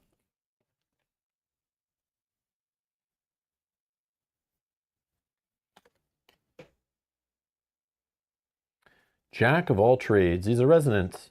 While you control Theo Peters, you may take an additional action during your turn, which can only be used to move. Action. Choose and discard X cards from your hand where X is the current day number. Parlay. And then we read 8. To read Codex 8. Okay. So right now it'd be 1. We'd have to discard 1 card because we're on day 1. Okay. And then parlay means you're doing like, it's cost 2 actions, right? I don't think Like I can do parlays as my 4th action. Or is parlay doesn't cost an action? I think it costs an action, but I'm confused why it shows parlay there like that. But again, I should probably understand parlay better. Some abilities are identified with a parlay action. Yeah, parlay is one abilities action. Are initiated That's what I thought. using the active action. Yeah. Yeah, So you'd have to have 2 actions to do this, right? So you could do this action to do the first part. But if you don't spend another action, you won't read the codex, right? That's what I think's happening. No, I think that is the action that you're doing, no? Parlay just means talk. Yeah, it's one action. That Oh, it's line just is, one the whole thing? You're doing okay. a parlay, I think. Oh, that okay. But you could do this for free, right? Because you can do parlay Because actions it's a for parlay. free. I Yes. get it. Okay. Man, I'm so confused. Okay. If it said investigate there, like I would understand it better. Like you're doing an action to do an investigate, like, but the parlay throws me off. It's weird. Because it's not such a common thing, I think. But again, we just play lots of Lord of the Rings, so I'm going to be confused. Okay. Okay. So Forrest, after Theo Peters is defeated, set him aside out of play in your campaign log. Decrease Theo Peters' relationship level. Oh, so we'll probably gain relationship by talking to him, and then okay. So he's at the crossroads with us. Do you want to talk to him on your turn? Because that's free for you. Like it. I don't know. Sure, whatever. Okay. I have no idea. I don't know what we're doing. Draw. Oh, emergency cash. Okay, that was action 1. You discard a card as the cost. Yeah, it's one because we're on day 1. Oh yeah, that's part of that ability that said there. Yeah. I understand that. Yeah. I'm tempted to move to this one and then do these abilities. So you did 1. I did 1. Yes, sorry, I did 1. Thanks again, Janet, for the tokens. Yes, thank you. And then I will move, but I can give you the free move. Maybe you can do more.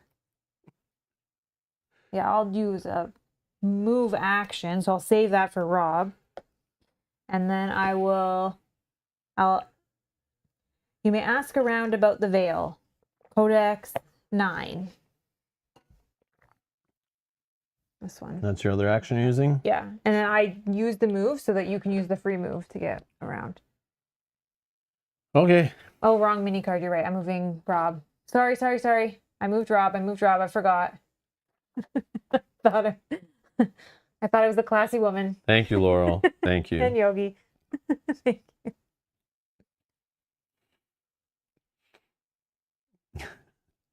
All right, Codex 9. Boarding house. Blossoming garlands hang from every eave of the boarding house. A succulent smell wafts out of the front door, meat pies and beer brewing. The proprietor introduces herself as Miss Olmsted and offers you a room. I keep my eye on happenings around town. If you want to know what folks get up to in the Vale, I'm happy to help. When you ask about the beer, she waves one hand dismissively. Don't bother reporting me to the prohibitionists. We keep our own rules in Hemlock Isle, she tells you, then gives a sidelong look to the porch. That is, unless someone gets their way. You look in on the porch to see a gorgeous figure with skin the color of umber. They wear a trendy dress, with the white gold veil cloak tossed casually over their shoulders as they embroider a floral pattern on a round frame. Bertie sheepishly questions them, holding up a few photographs and sketches of the sample that drew you here. You may either draw one card or gain one resource. I'll draw a card, I think. No. If I'm going to play. Do we both get to do it? No. Oh, you're doing it. I don't know why I'm No, thinking. that's okay. I don't know why I I'm was gonna say, thinking maybe we I'm both you. I'm reading a you entry, and I've been trained every time I read you, I do it. I'm going to draw a card. You gain a card or resource. Good. Search the set-aside residence encounter set for River Hawthorne and put them into play at the boarding house, asset side face up. River Hawthorne. Hey, girl. Big in New York. Baller. All right, resident. While you control River Hawthorne, you get +1 willpower. You can spend an action to parlay. Test either a willpower or intellect for 3. If you succeed, you get to read Codex 5. Force. After River Hawthorne's defeated, set them aside out of play. In your campaign log, decrease the relationship level. So, we're basically going around town, trying to set up our next scenario, and then grab these like assets to like take along on our adventures with us. Yeah, and the way that they said one can stay in play, I'm assuming we can each keep one. So I'm thinking in my head, I'm trying to be clever and like, yeah, you can keep one asset in play. And I'm thinking like, oh yeah, I'm going to play Lucky Cigarette Case and put it into play and I get to start with it. I broke the game. Yeah. But really what we're supposed to do is keep one of these characters with us. Yeah, I think And they're coming along on our adventure or we're following them or whatever. Yeah. This is very interesting. Yeah. Oh, she won't join you unless the codex says so. That but makes sense. I'm just guessing. Yeah. Otherwise, why the hell do they have all this text on them of like, you know, if they're defeated and things, right? Like, yeah.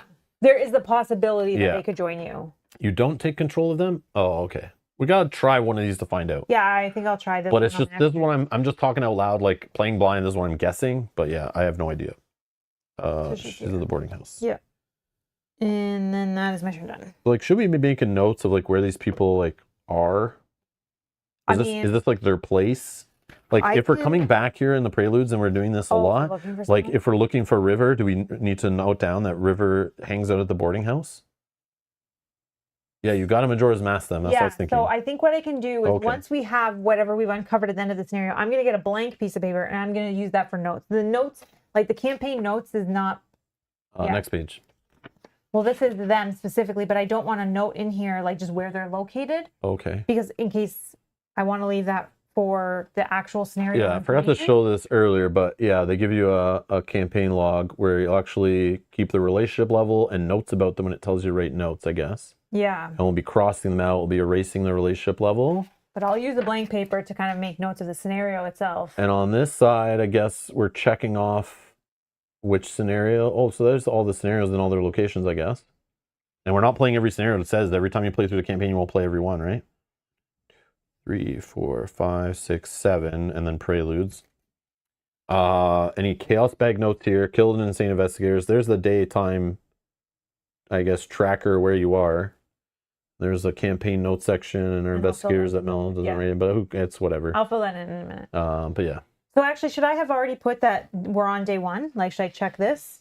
Sure, I don't know. It hasn't told me, but I'm assuming we are on day 1, right? Well, we're in like a prelude, so I don't know. They'll probably tell us. Let's just do that. Okay. My turn is done. So I will flip my... Okay.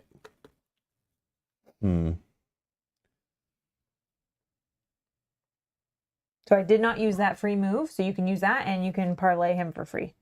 Do I parlay Theo? I mean, we might get some more information if you. Yeah, but there's so many people. This deck is huge. I'm overwhelmed already. I don't like, even think 1, 2, 3, 4, 5, 6, 7. How many are there? There's 8 locations. We may not even see them all. 6, 7, 8, 9 more. Yeah, and there's already 2 on the board. So This is so cool. All right. unless some places have more than one person. Okay, so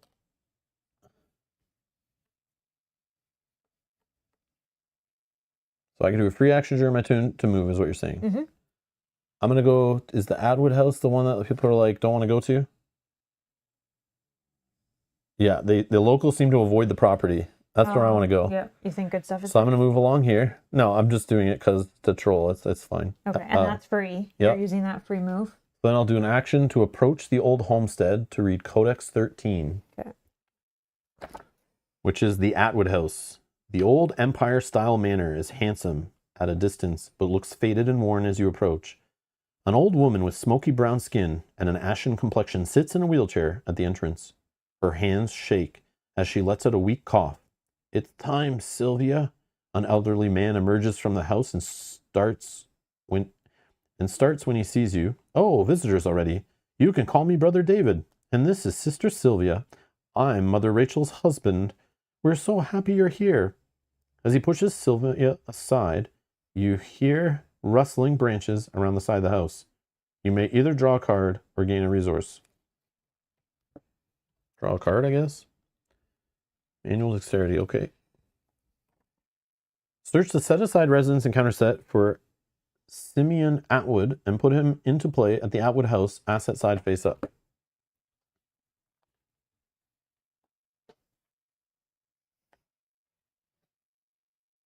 Oh, He's a dedicated troublemaker. Yep. Excellent. I just found Woody Woodpecker. While you control Simeon Atwood, you get +1. Oh, that's a good one for my character. That's what my whole deck's all about, I guess. The whole evade stat. Parlay to test agility of 2 if you succeed, Codex 3. Force, after Simeon Atwood is defeated, set him aside out of play in your campaign log. Decreases relationship level.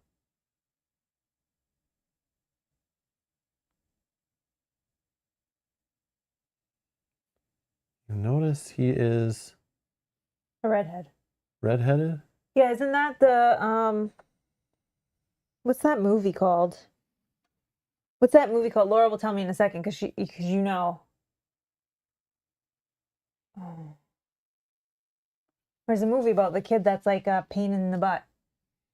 He's a redhead. Oh, Problem Child? Yes.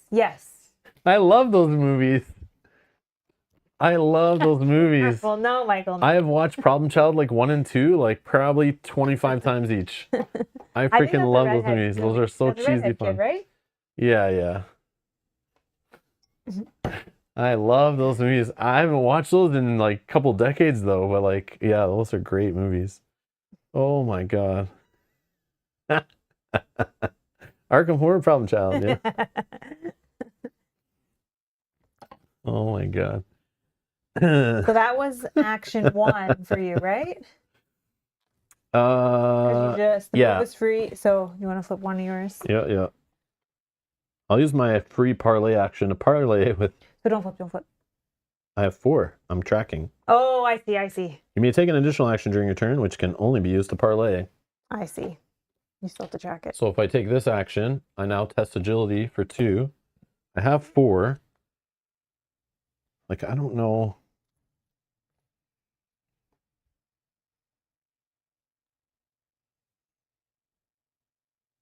Yeah, whatever. Let's flip manual dexterity. Like, I don't know. So 6.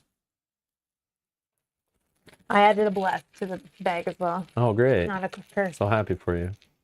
+1 even. Great. If this test successful, draw a card. Fox Mask. Okay. So I am now. Okay, now I probably need this. If you succeed, Codex 3.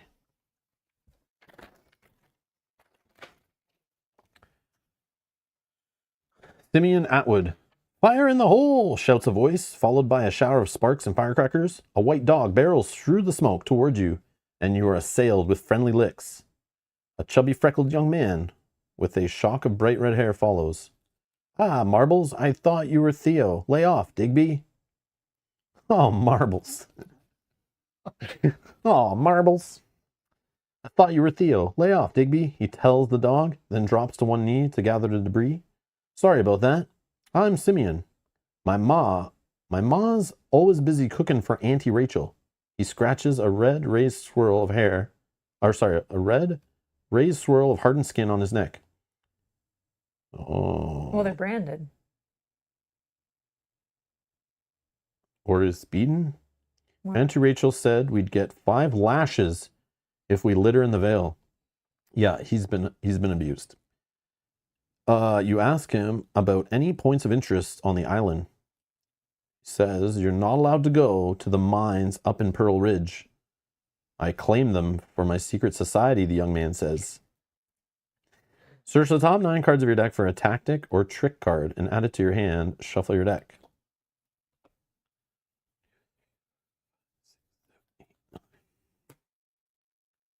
Trick. Trick. Trick. Trick. So I got 2 of the same. What do I grab? Do I grab Vamp, which is a parlay, costs 1 event. Choose enemy at your location, test any skill for 3. If you succeed and you tested, willpower, remove a doom from that enemy, which sounds crazy powerful. If I test intellect, discover one clue at your location. If I test agility, automatically evade that enemy. If it's non-elite, move it to a connecting location. Or if I test fight, deal 2 damage to that enemy. Or do I take my signature card, Beguile? It's fast, cost 2, event, play only during your turn. Attach Beguile to a non-elite enemy at your location. Then I can do an action to parlay, either move attached enemy to a revealed location or perform a basic investigate or evade action at this location.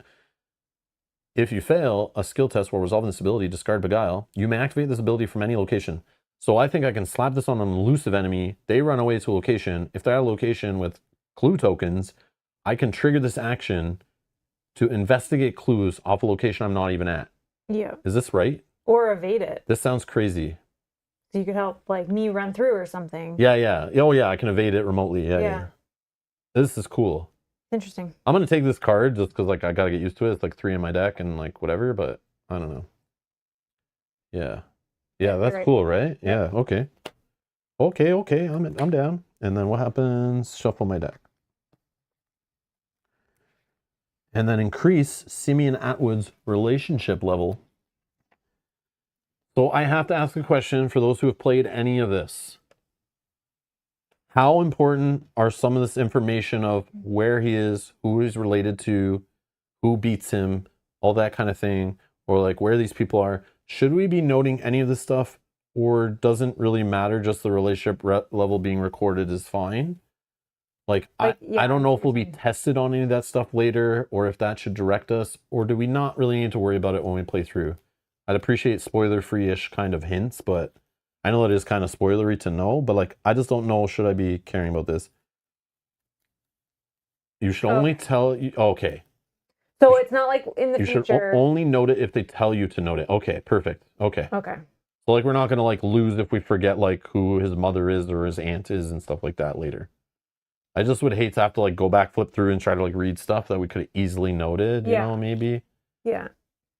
You can learn stuff thematically, but you're okay not to care. That's what I was thinking, because it's not like game text or anything, right? Okay, perfect. Just making sure. Okay, thank you for the help. All right. So that's 2 actions-ish. Okay, so if you're interested in characters, you may want to know where they spend time for picking scenarios. So that guy said something He's about, like, the in mines. line. He's the mines, So- and that's where his secret society is. So then I Secret should- society of future pyromaniacs.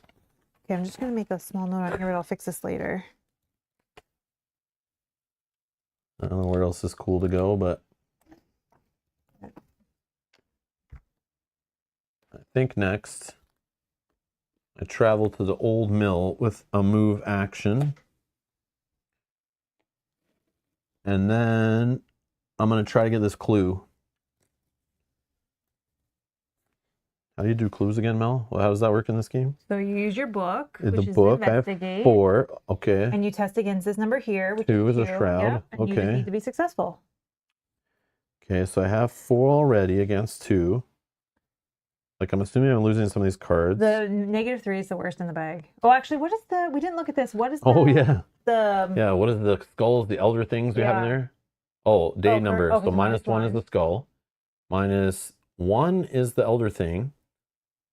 And if it's a parlay attempt, reveal another token. Okay, so this is not, so that won't matter. Okay, so then -3 is the worst case in the bag.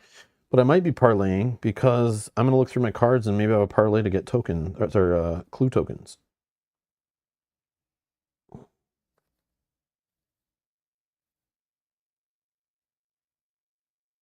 No, no. Yeah, not a lot of enemies, so half these cards don't really do anything.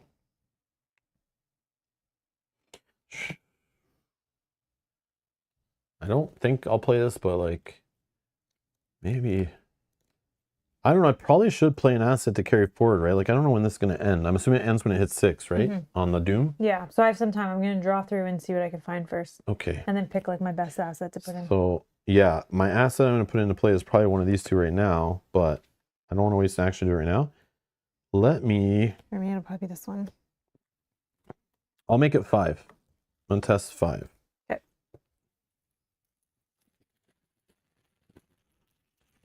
The Marble Society. Oh, marbles. Oh, gee willikers. Oh, you did get the -3. Very good. I pass. Clue token is mine. And then you can read Codex 12. Yes, I can. After you discover a clue at the old mill, Codex 12. Dr. Marquez leans precariously on her cane as she takes samples of various wildflowers around the mill. Take a look at this. The professor holds out a sample that looks like a blend of brilliant violet, trillium, and lupine flowers spliced at the stem. It's similar to the strange blossom that prompted the survey. Monopedial with dozens of different expressions, but no evidence of grafting. It grew naturally. You ask how this is possible, and the professor grins. It isn't, which is exactly why this survey is going to make my career. As you leave Dr. Marquez to her sample collecting, you spot a sturdy, well-built woman in overalls working in the field. You may either draw a card or gain a resource. Fine clothes. Search the set-aside residence encounter set for Leah Atwood and place her into play at the old mill, asset side face up.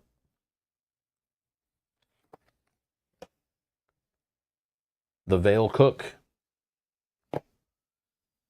While you control Leah Atwood, you get +1 fist power. Action, you can parlay to test fist power for 2. If you succeed, read Codex 2, force. After Leah Atwood's defeated, set her aside out of play your campaign log to increase the relationship level. She's a 3-1. Yeah, okay. I don't know who the best to have relationships with are in this place. But it's replayability. It just screams replayability. I want to do everything, explore everything, meet everyone, befriend everyone, get all the relationships levels to 100. It's not going to happen on purpose. So I'm just going with like whatever, man, and seeing what happens. I just wanted to go to the creepy place, and then the place that was only connected with one path I thought might be fun to try, rather than going the path of like least resistance. I don't know if that's right. I don't know what's going to happen, and I like the way you can replay this and do different things and have different outcomes. Very clever. Very clever. So I'm already intrigued. But I'm not going to stress about trying not to stress. I'm stressing internally about not exploring every single place, but we're going to come back here. But I think just grabbing a few people to push the relationship level further is probably better than doing a little bit for each one, since some of them can drop and whatever. No, I agree. I just wish I knew who was better to make relationships with, who will benefit us in the future the most. Old Mill should be connected to the crossroads. Oh, did I mess that up? Yes. But that's okay. That's okay. It is connected. Theo's on it. I see. Theo's just on it. Okay, so it has less connections though. Yeah, because it's not connected. Because it's not connected this way. Yeah. Okay, but that was covered. I didn't see. Theo was on it. Gotcha. I could have went straight there. Never mind. But you wanted to go to the other place, right? Anyways. Yeah, I wanted to go there. That was my number one choice. Yeah. But then I was debating between these two, and I like Chapel or Old Mill. I was like, Old Mill, maybe. I don't know. Whatever. We'll see. Chapel's probably where Mother is hanging out. Okay, I'm done. So we're both done. Enemy phase. There's no enemies phase. Okay. Upkeep. Reset. That's flip. Flip mini cards. Ready. Everything's ready. Flip these back. These are our mini cards. Draw. We gotta flip these. Oh, yeah. Draw a card. Gain a resource. Another lucky cigarette case. Okay. Hand size. Oh, I need to check my hand size. 1, 2, 3, 4, 5, 6. I have 8 now. I have 8, so we're good, right? 8's the max? Yep. Okay. Okay, and then Mythos we're going to phase. place Doom on the agenda. We're at 3 out of 6. Not There you go. advanced. Put them like this so it's easier to see. And we draw a card off the top of the encounter deck. Okay. And then back to investigator phase. What are you thinking about doing? Are you going to parlay with? No. No, you're going to move somewhere else. Okay. So should I'm thinking about this one. Maybe not. Maybe I don't even worry about the teal damage. I came here thinking I could heal the damage. Do I worry about talking to her? Play an asset, maybe. That's probably something you should do. Yeah, I'm thinking right now I play Armageddon. Come on, girl. Yeah, these are just like Janet gifted these to us at Gen Con. She just gave them to us. I don't know where they come from. Probably Etsy. They're just acrylic. Probably look up on anytime I play with a board game accessory of any kind. Just go to Etsy. There's probably 50,000 options and probably ones that are like close to you or good shipping. Don't necessarily go for the same things I use because it might not be the best financial decision for where you are. So like, yeah, and taste too. Like some tokens are made better than others and things, but yeah, they're just like click trackers, you know, like action tokens.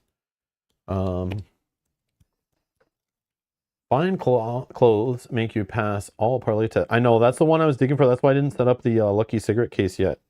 I was hoping maybe I'd dig. Reduce the difficulty of skill tests you perform during parlay actions by 2. Broken. I think for asset, if I were to keep one in play, I think I would choose this one because it costs the most. Right? So I think they do the job. These tokens do the job. There's a whole bunch of them for every type. We just have them in a bag here. Like we have one for like 4 for every color. Even like black ones and white ones that are like generic or to use with other non-specific investigators, or if you just like to use those colors instead. Yeah. They're great for us streaming because we had issues a lot in the past. Like, you know, we get sidetracked. We start talking with the chat. We look up something funny on the internet. Then we're like, where were we? What was happening? How many actions did we spend? And then we get comments later like, Mel spent an extra action. Or Rob was 1 action short. He could have done this. And that people catch later, right? So it's like just an easy way. We just got to get used to using them. I think it's only like the 2nd time that we've been using them maybe. But yeah, I do like them a lot. Definitely helps when you like get distracted. But it'd be great if you're like playing solo too or at home and you're like, oh, let's break for dinner and come back and you can stop anytime, go washroom break, whatever. Yeah, definitely helpful. I just like it keeps a clean board state-ish if you use them properly. Alrighty. So I'll go first. I have to add a chaos token because that's what I have less of. I don't even know what those do again. The bless are +2. These are -2. You have to draw, in both cases, you have to draw another token. Oh, okay. But hopefully I'll take them out. I looked at the rules the other day and then I totally forgot what they did. I know it's in the player rules. You have them over there, but it's fine. Alrighty. So I don't think I worry about the heal damage. I think I actually just try to parlay here. So I think I spent my first action to try to parlay with River Hawthorne. So I need to either test willpower or intellect for 3. Willpower or intellect for 3. Okay, I think I will choose willpower because my willpower is 4. And I think I'll just put in 2 cards. So I will test for 6 total.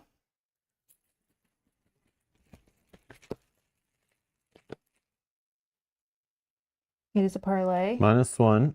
then and you reveal another next token. -1. Yep. Okay, so we are good. I was up 3. So I'm reading entry 5. River Hawthorne. I'm friends with the great profile. You may know him as John Barrymore. We met at a piazza in Rome. Utter serendipity. River bubbles as they chat with Bertie. Although my last name is Hawthorne, I'll have you know, I'm a Hemlock through and through. The last heir to the Hemlock fortune. That is, if Sweet William actually listens, they say sourly. Bertie fields several more questions about current goings-on in New York's high society, of which he knows nothing, before asking River about points of interest.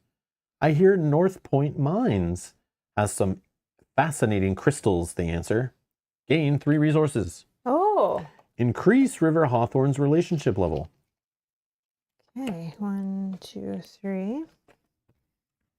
River Hawthorne. Okay. Are you playing asset yet? Not yet. Just in case. I mean, we probably still have more time, but you never know when you read some codex entry and it's like, increase doom. Yeah, I'm going to spend 4. 1, 2, 3, 4. We're going to play Armageddon. This has 3 charges on it. Armageddon. Yeah. Sounds like a great card. Okay. That was 2 actions. And then I will just move here for my 3rd action. But I think I can do this for free here if there's exactly once per round.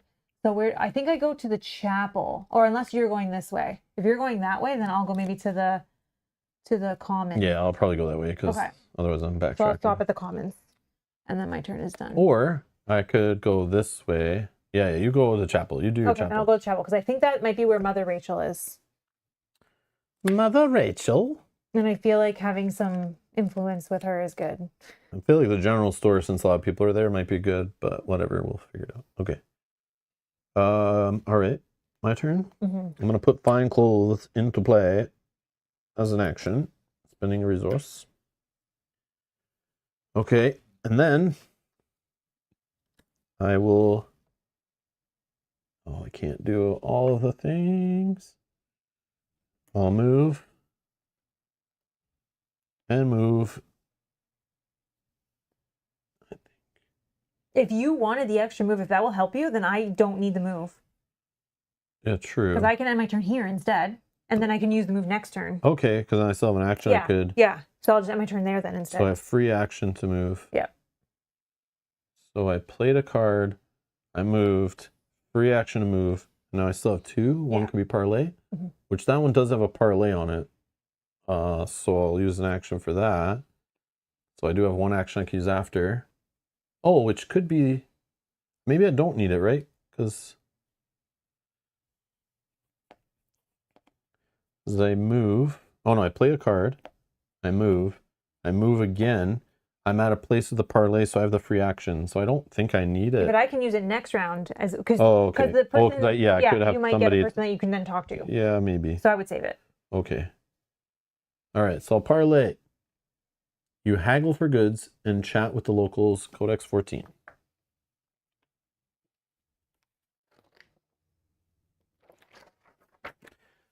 Tad's General Store. The rustic general store also doubles as a pharmacy. A balding middle-aged man with bandaged arms stands behind the counter and introduces himself as Tad. We're so happy to have visitors in the Vale. I know Mother Rachel is just off her rocker with excitement to see fresh new faces. And it's good for business too. I'll give you a newcomer discount today if you're buying anything.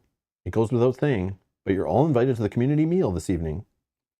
You may spend 1 resource to search your deck for an item card and play it, ignoring cost. So that was all. That's only 1, whatever. But I waste the action and resource, or I could have just done that there. Okay, cool. Yeah, that makes sense now. Okay. Do I care though? If I only carry 1 asset forward, this is probably the one I want, right? Okay, but that's good to know. Any investigator who has not resolved this effect may trigger this codex again. So you could do this if you there go. wanted. If I want to, but I think of mine. Search the set aside residence encounter for Judith Park and put her into play at Tad's General Store, asset side face up.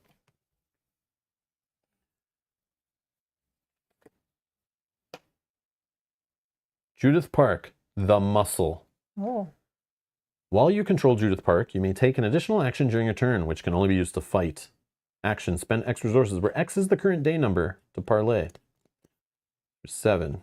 And yep, relationship level problems. Okay. So let's do that. I'll spend 1 resource and 1 action to read entry 7.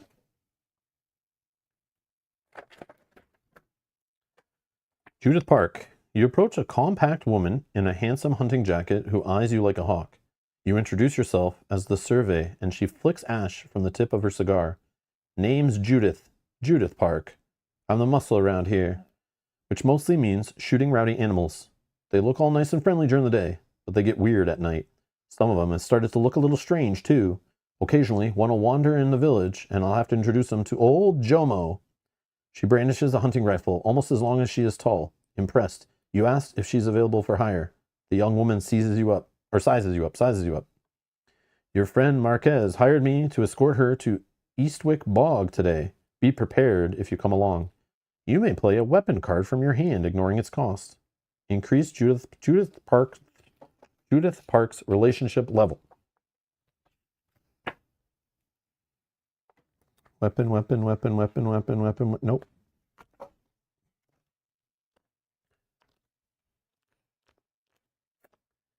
Just curious why you didn't chat with Leia. I just wasn't feeling her stuff.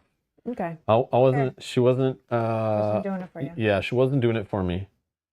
She looked a little grumpy. She looks busy. I don't know. The whole fighting thing, I don't know. I just was like, whatever. Fight tests, whatever. It's not my thing. I don't care. I don't know. Okay. She wasn't what I was hoping to find hiding at the old mill. I was hoping for something more It's weird interesting. that there's a kitchen in there. Interesting. Yeah, I know. I didn't make expect sense. that. Yeah, it's fine. Okay. I think it's the end of the round, right? Yep. Alrighty. So no enemy phase upkeep. We're gonna flip our things. Draws a card, gain a resource, lockpicks. And I think I'm good for cards now. 6, yep. 6, 7, 8. Okay. Perfect. Okay. Doom. And then Doom, we're going to 4 out of 6. We're running out of time here. All right. So maybe you do have time to interact with every single person. I don't know. Hard to say. Like, we haven't interacted with this guy or this one. And then we still have 3 locations. So I don't know. Oh, yeah, if you're there's right enough there time. for that guy. You do whatever you want. Do whatever you want. Who cares? Like, we do what we want. I get It's an fine. extra action this round because I can put a token in and then remove 2. Right? Let's go first. Oh, it's I'm going to go to the commons. Add 1 token. I'm going to inspect the communal it's hall 4. and check the local delivery service. 16. Okay, wait till next round. The Commons. Welcome to the Vale. A young woman with a bob cut greets you as you enter through the double barn doors. It's been so long since we have visitors. One thing you got to know about the Vale is that we do most everything in the Commons. I know Sister Leia is planning a community dance tomorrow evening. Hey, Gideon, no smoking inside. The woman barks at an old man in a long blue sailor's coat in the corner. He stands up and hobbles outside, grumbling. You notice the corkboard on the back wall is pinned with children's drawings of plants and birds with extra teeth, eyes, and limbs. The woman breaks your focus. If you ever want to call for anyone back on the mainland or, send a gift to a special someone in the village, I'm your girl. You can call me Martha Jean. Search the top 9 cards of your deck for an ally card and add it to your hand. Shuffle your deck. 6, 7, 8, 9.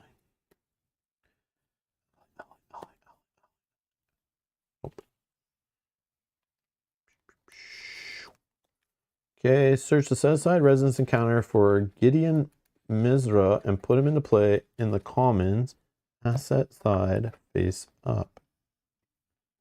Or Gideon Mizra. Grumpy old sailor. While you control him, you have one additional accessory slot. 2 actions to parlay. How convenient. Oh. How convenient. That's the exact actions I have left as long as I'm parlaying.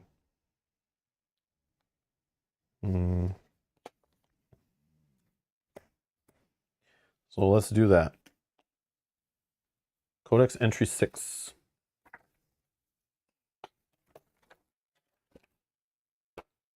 Gideon Mizra. You're no good, Martha Jean, mumbles the old man. He regards you warily until you mention coming from Arkham. Might have been some 30 years back. I sailed past a queer light beneath the Miskatonic River. The old sailor's story quickly meanders into 5 other, less interesting tales, but you listen till the end. When you ask about local points of interest, he replies, look out. You won't take 5 steps out of the veil before something bites you. Draw 3 cards. Increase Gideon's relationship level. 1, 2, 3. Oops. Holy cards, Batman. I'm finished. Go. Okay. I am thinking about talking to Theo here, actually. Okay. Choose and discard X cards from your hand where X is the current day number. So it would just be 1. I'll just discard emergency I can discard cash. some for you. I'll discard emergency cash, and then we'll read Codex 8. And that's action 1. Oh, and hold on. Sorry. I was putting in I'll put in a chaos token, and then I'll take them out next round. So then I'll get an extra action next round. Start my turn. Theo Peters. Hold on, Theo says to the worker, pressing a cold cloth to her forehead.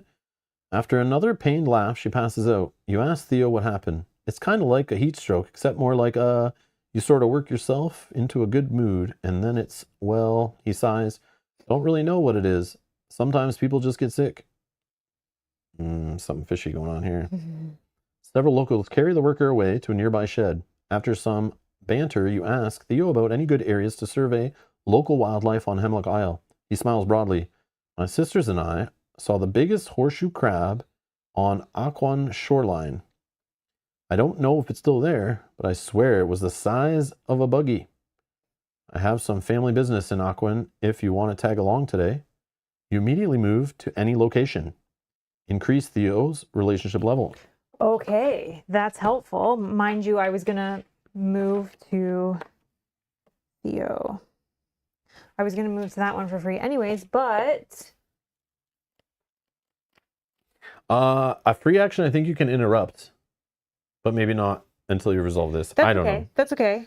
But I know there was like free actions can be done like I think I'll just anytime. move to this location and But then yeah, it's fine. So that we'll just lose that free action, but that's okay.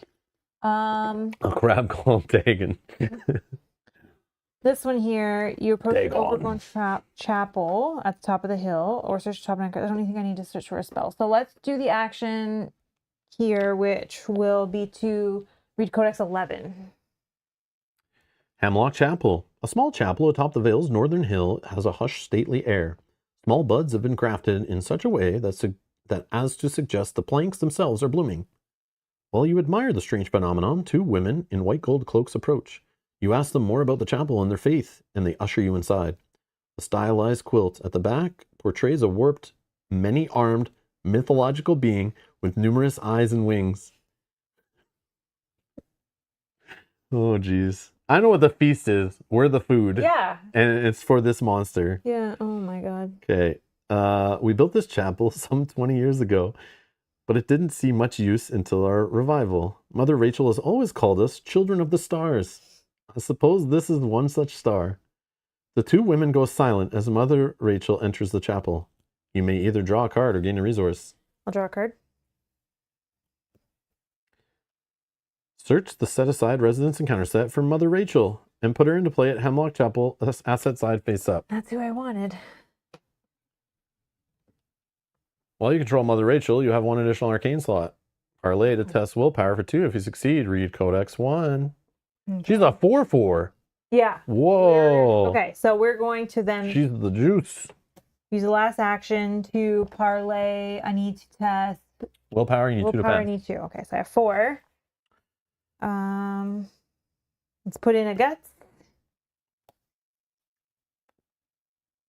Yeah, we'll draw some more cards.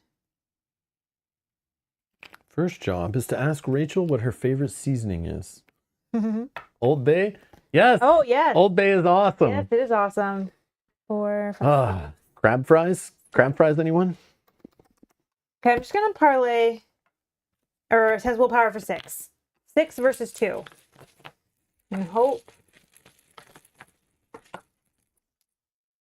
+1, we got it. And then if the test is successful, draw a card. Okay, we got it. So we will read 1, right? Codex 1. Codex 1, yeah. The most important codex of them all. Best one. Mother Rachel. We are the children of the stars. Question mark. Mother Rachel echoes your question bemused. Dust swirls in the harsh light through the intricate stained glass. I suppose if I had to put it simply, we all are begotten by light, I often say. Like heavenly bodies, we each have a place in this life, a purpose. There are some whose place is to understand, and others whose place is to watch. The older woman smiles faintly as a line of children file into the chapel to sit cross-legged near the altar. And now, it is my place to begin story time. You may place a charm or spell asset from your hand, ignoring its costs, or you may play. Oh, I wish I didn't do that before. I know, this is... Well, just for the scenario, we'll play a Holy Rosary because it'll give me +1 willpower and it'll give me some place to put some. Okay. We don't increase her level? I know. Oh, She doesn't want to have any of your business. son of a gun. I thought we would get to do that. Okay, that's the end of my turn. She's a stuck-up bee. Oh, okay. Done. All right. So reset everything. Basically, yeah, reset, card, resource, put a doom somewhere. Card, And check if it's a 6. Nope. that, New turn. that, and then just gonna check. I don't think I have 8 cards. No, 1, 2, 3, 4, 5, 6. So I probably, like, I see why people are saying, like, we probably could have went to every single one, I talked think to everybody. I can still get there because Yeah. I'll get an extra action because I'll take out 2. And you have the middle move. And I if have you the want. middle move. And then if you go do this one, but do you want me to go first because I can remove the 2 chaos? Do whatever you want. Yep. Okay. So at the start of my turn, I will do or remove 2 blessed or cursed tokens from the bag to take an additional action this turn. Okay, so let's take out the 2 purple ones. Okay, now the bag is better. I get an extra action this round. Okay, so my first action will be to move. And I'll move here. Then I'll use a free action to move here. And then I'll use the action to parlay. Oh, I got a test for fighting. Parlay. You use 2 fight success on a fight test. Okay, so I have 3. I think I just got... I could just use this blade. I don't need to hold Do both whatever, of these. man. Yeah, you have to discard down there. Oh, I have another card here. No. Okay, I'll put in the blade. So I'm testing for 4 against 2. Oh, there's the -3s. One of them, right?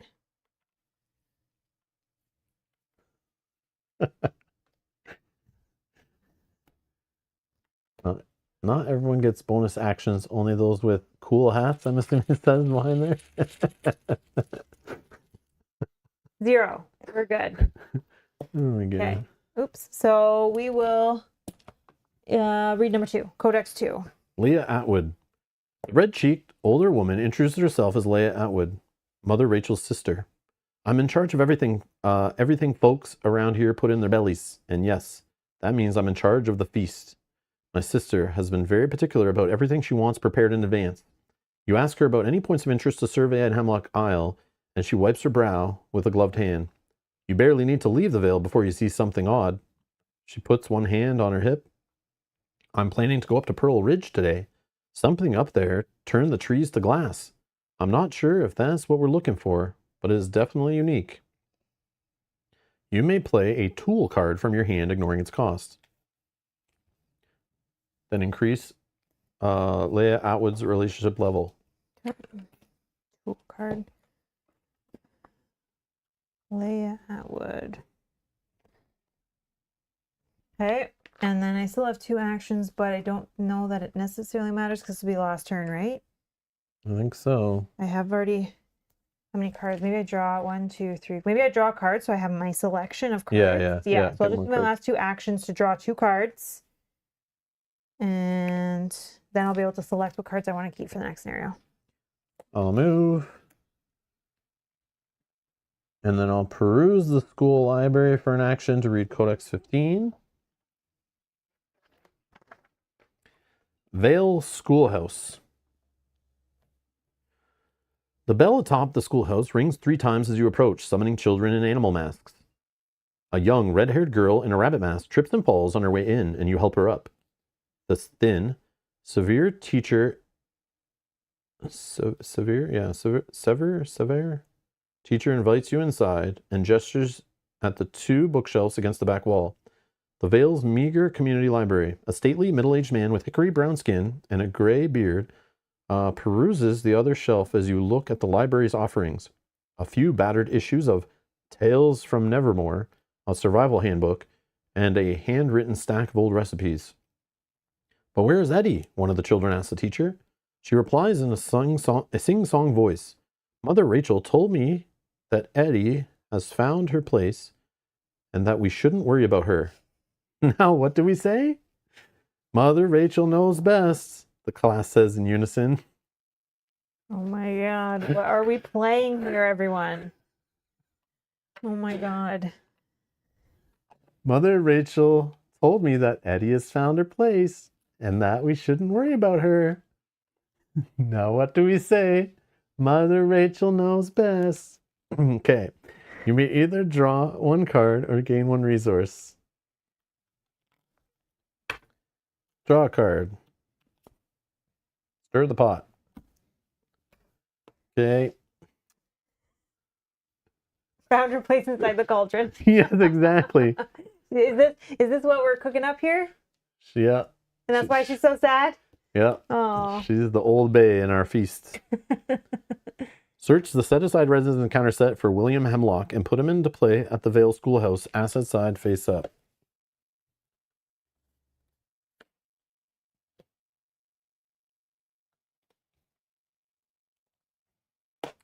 While you control William Hemlock, you get +1 intellect. Parlay. Oh, yeah. Test intellect, need 2 to succeed. All right. All right. So I use my action. It's a parlay, so I'm reduce the difficulty by 2, so it's literally a 0. I'll just test 4. Yeah, the worst one in there is a -3, so... But then can't you pull a token and then into a -3, so it's like -2 yeah, and then -3? no, I don't have any negatives, only a plus in there. Okay. +1. Yes. So I succeed, and I go to Codex 4. I see Yogi's super chat there. Mother Rachel knows best. Yogi, thank you. Oh my god. I have nightmares. Okay. True, you can't go below 0. You're right, Edgar, so it wouldn't have mattered. Yeah. Your teacher says Rob did not learn Rob was a bully. If he's still an aspiring poet at that age, maybe he should reconsider his career. I mean... 0. If the difficulty is 0, then only autofill. Yeah. And then we don't have the autofill, right? Yeah. Oh, yeah, true. I know this. Could not fail that. I know this. I should super know this. Yes, that I remember. Yogi, thank you so much. Thank you for the super chat. Mother Rachel knows best, says the children in unison. Creepy. All right. Codex 4. William Hemlock. Outside the Vale Schoolhouse, you greet a man who introduces himself as William Hemlock. I'd heard we had visitors. I just didn't expect to meet them so soon. And yes, I'm the last living heir to the Hemlock family, he blusters, although you didn't ask. Or perhaps not the very last. If that gatecrasher River has their way, he snarls, you note the worn copy of Walden under his arm, and you ask about any local points of interest. I know it's rather unconventional, but my family's old house has a peculiar infestation. He seems to chew his own words. If you could exterminate whatever it is rather than study it, I think we'd all be in your debt. Search the top 9 cards of your deck for a tome or talent card and add it to your hand. Shuffle your deck. And then increases relationship level by 1. William Hemlock. 1, 2, 3, 4, 5, 6, 7, 8, 9. So we got an increase on everyone except Mother Atwood is the only one. Or Mother And just Rachel. throwing it out there, there's still people in that deck that we never met or anything, so it's interesting. Obviously, And we can't make relationship with them because we've made relationship with everybody. Oh, they're not even on our log. No. Oh, that's so cool. Yeah. Okay, all right. I'm looking for Tome or Sorry. Talents. I don't know if that's my thing. I don't think so. Tome, I think, is my thing, right? Nope, Maybe not. nothing. Nope, I don't know. Yeah, but it's like I can see on like a future playthrough where you know exactly the place to go to. You go there, it lets you put something in play for free, so you have all your resources. But like every place is just throwing money and cards at us already too. So I'm sure this is only like in the first scenario. They're being very, very generous and nice. I'm sure later it will not be the same. Yeah, I'm very curious what this looks like at night. Like, I'm sure it's not as friendly. We'll see some of those creatures the kids are drawing pictures of. Exactly. Oh my god, this is crazy. All right. Still have 1 action technically because I use that on parlay. And you've already played the asset that you want to carry forward, right? I think so. So what I'll do is 1 action to search my deck for a tome asset and draw it, shuffle your deck. Limit once per game. Let me just find that tome asset I need. If you have. There's not one in here, I don't think. I'm just doing it to waste an action and waste everyone's time who's watching. And my own, I guess. Whatever, shuffle my deck. Done. Done. So, blah, blah, blah. Oh, I guess we get to draw a card and gain resources, right? In that phase. Scout Ahead. I remember that being a good card. But I don't think I ever played it really. And then we'll put a Doom on the agenda, and that's our 6.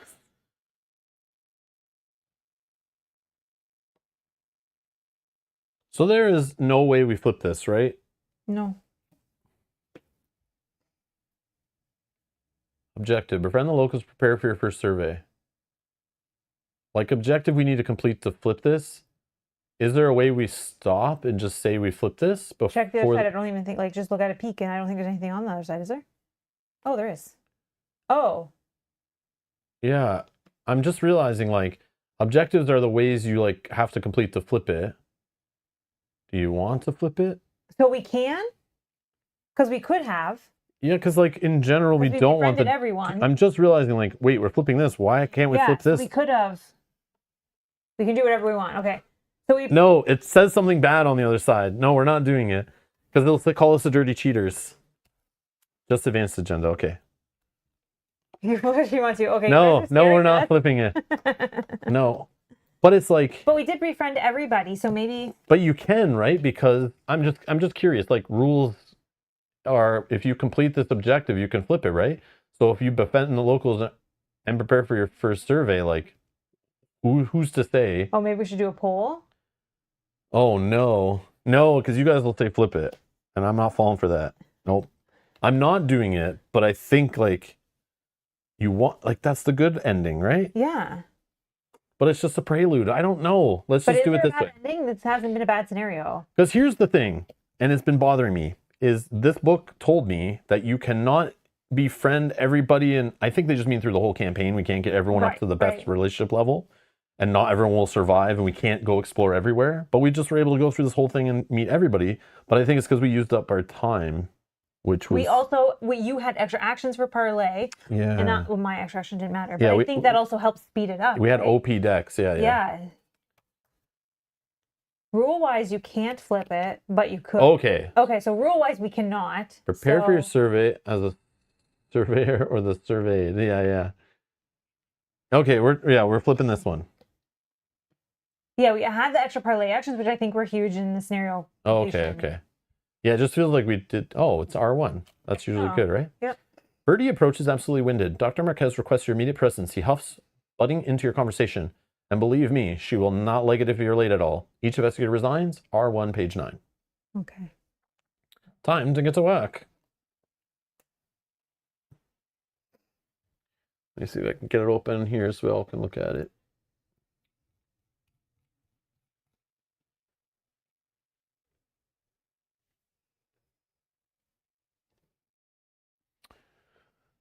Resolution 1. You meet Dr. Marquez and Bertie back at the crossroads. After you each share some possible leads for the survey, the professor lays out the map of Hemlock Isle. I didn't expect the village to be so religious, says Dr. Marquez.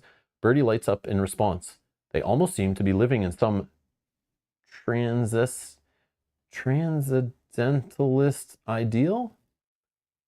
I have no idea what they actually believe, mind you, but they seem friendly enough. Friendly's a word for it, Dr. Marquez smiles grimly.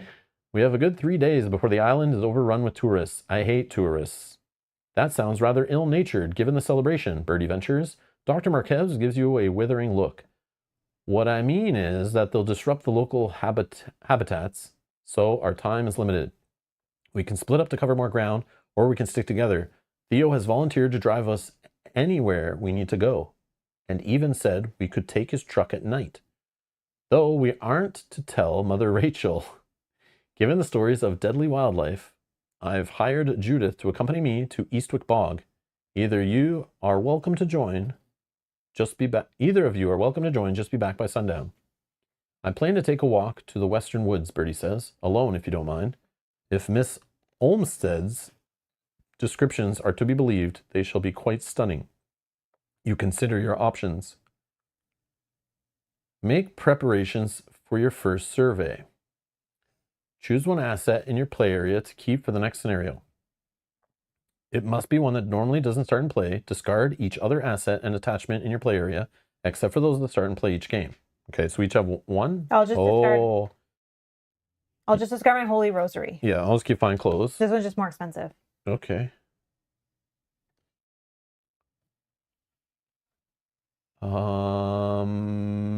Discard down to your opening hand size.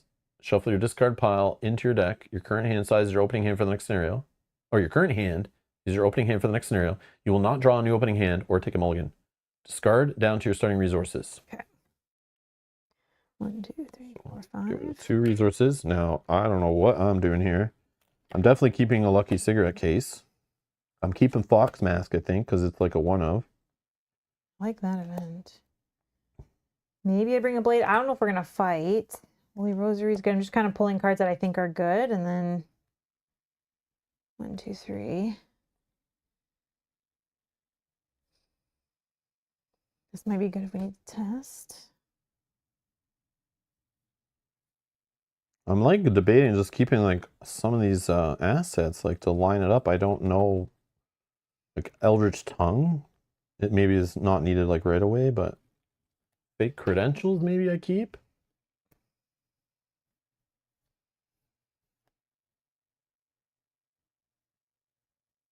Oh, seems kind of cool. But I have to exhaust. Choose an enemy at your location, exhaust fake credentials to parlay test 1. If this test gets +1 difficulty, reach suspicion on fake credentials. If you succeed, discover one clue at your location and place 1 resource on fake credentials as suspicion. If you fail, you must either discard fake credentials or the chosen enemy attacks you. This is cool. Weird, but cool. Or Eldritch Tongue. Uses 4 charges. You may play with events. You may play events with the parlay from your discard piles if they're in your hand. As an additional cost to play an event this way, spend 1 charge from Eldritch Tongue. After the event resolves, remove it from the game. This seems like something you want later when you have like a Yeah, discard pile exactly. going on. That's what I was thinking. That seems like kind of broken, but it's cool. Or maybe I'll keep like a Beguile. I don't know if we're going to see like how quickly we'll see enemies in the next one. I assume we will. Yeah, I assume the next one will But be is enemies, it day? I think the but maybe Prelude. No, we're in day the first one, I bet. Yeah. Yeah, so maybe yeah. there's no enemies in day? Or not as difficult. But if we're going into like a mines or some underground secret place, True. like I think there'll be monsters hiding in there. Or anywhere outside the Veil, they said. Yeah, anywhere outside the Veil, things started getting weird. I think I'm just going to discard these deep knowledges. I don't think I need them right now. It is a way to get 2 chaos tokens in the bag and then remove them for free actions, but I'll just keep a gut. I feel like a guts might be better. I'll keep a scout ahead. Maybe I do that. And I discard those. This is hard. I have way too many cards to choose from. And that's my hand. That's in play. My 5 Oh, resources. I get to keep 1 more card. The other, oh shoot. What's the other one I had? Oh, Beguile. I'll keep a Beguile, I guess. I had a Vamp also. No, let's keep a Vamp. Okay. So I can keep 5, right? Oh, and then we shuffle our discard pile into our deck, right? Yeah, that's what I'm doing right now. Okay, no, I just need to do it as well. We can shuffle again. Let's start the next one.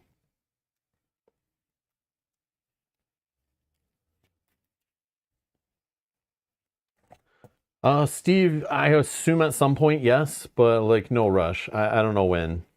It'll definitely be after this for sure. So we're gonna play this campaign. Yeah, but maybe, I don't know. We have it, I just don't know when. But yeah, we did back that one. Just the base game or whatever, just to try it out, like, if we're interested.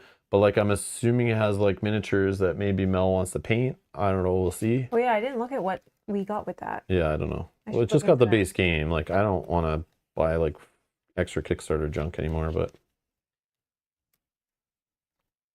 again, no guarantees that we paint it, play it, or play past like the first scenario. Like, I don't even know if it's any good, or if I'm interested in it at this point. We'll see. But yeah. Has there ever been an Arkham horror scenario without combat? I think that's what it says behind there, or with or without. I think so. I think so. So it was like these preludes There and has things. been, Yeah. like, I think there has been. Like, remember the one that we were on the train? There was a prelude one before where we were playing with like different people. I remember that like special people is like a flashback. And it had its own characters that we played with just for that, and then they were like gone or whatever. Yeah. I think there has been like a very few.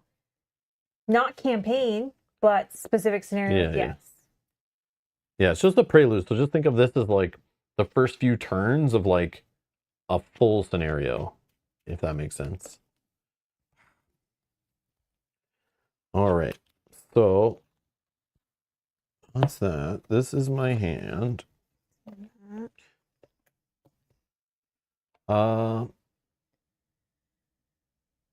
There's a Dunwich one with one enemy. Yeah, it was Circle and Dun, right? That's what I'm thinking. I think so, yeah. Yeah, I can't remember. They all kind of blend together, some of them. Yeah. Okay. And next is exploring the Isle is allegedly dangerous.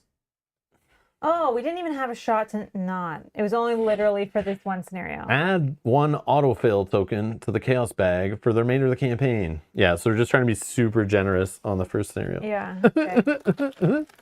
Party's over. Well, they hooked you in, hopefully. Yeah. That. Great first impression. Yeah. This game's great. It's just like playing Earthborn Rangers? Earthborn Rangers. Thank you. You're welcome. Yeah, it's like we're just exploring a nice village, meeting people, talking to them about their day. All great. Passing super easy skill checks. It's fine. I guess it was wrong of us to assume that we would have more time without this in the bag. The moment it all turned. Oh, this is also a quick question. I assume I should also remove the 1 blessed token that I have in there, right? Or does that also continue into the next? The rules are in the little pamphlet that's with those. You Yeah, can but read I don't those. remember. Just read them. It'll explain it. Yeah. Yeah, but it doesn't explain it on whether... I know that they come out at the end of the scenario, but because it's kind of like linked together, I just It don't know. didn't tell us to carry them over. Bless stay. Don't touch it. Don't touch it. Okay, Okay. thank you. Thank you. When setting up the next scenario, skip step 1 to 8 of setting up the game on page 27 of the rules reference. Oh, is this a choice? The investigators must choose where to survey today. You will have the opportunity to survey multiple areas over the course of the campaign. Oh, these are all our options? Oh, of course, it's more than 4. So there's 5 at least, unless there's more on the next page, which I'll peek in here. Nope, that's it. Okay. How do we do this? We can only put 4 in a poll. Is there something we want to just rule out? Hmm. To the north. Okay, option. Let's see. Option 1 here is to the north. The abandoned North Point mine lies empty and overrun with strange wildlife. To brave the dangers of written in rock, turn to page 10. I'm assuming that's the scenario name. To the south, the old Hemlock House is said to be host to a strange infestation. This is the one I would. This is what I would choose. Yeah. No, I would choose this one. The strange infestation. Yeah, the weird house, and they're saying there's something going on there. If we could eliminate it, they'd be very happy. To investigate Hemlock House, turn to page 14. The devastated Pearl Ridge up northwest is covered in a persistent layer of white ash.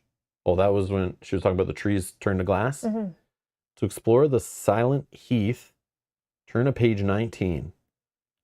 Northeast is Aquan, a dwindling settlement of Abenaki and mariners on the desolate coastline.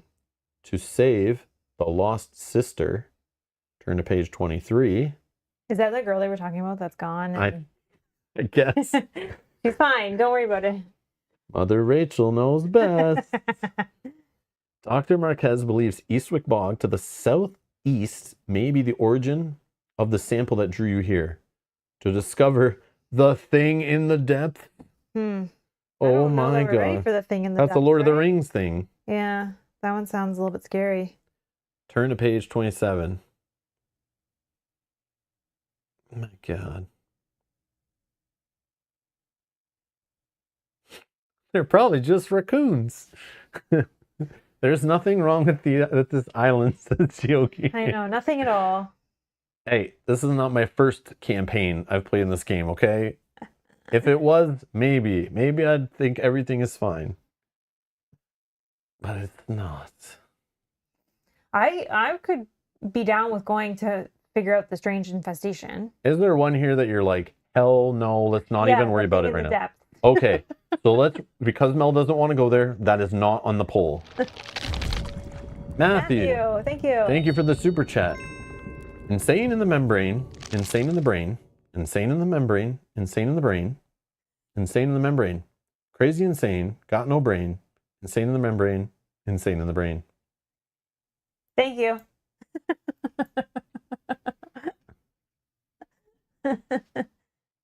That's funny. Thank you, Matthew. Excellent, Matthew. Are you listening to your Cypress Hill on cassette tape? I assume.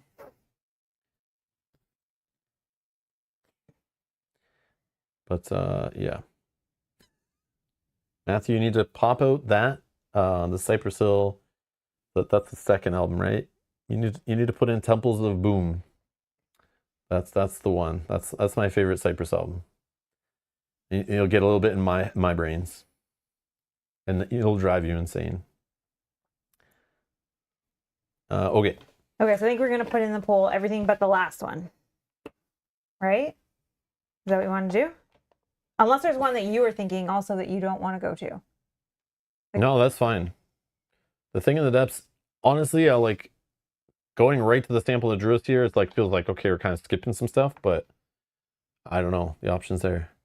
Yeah, it was a cassette tape. Nice. All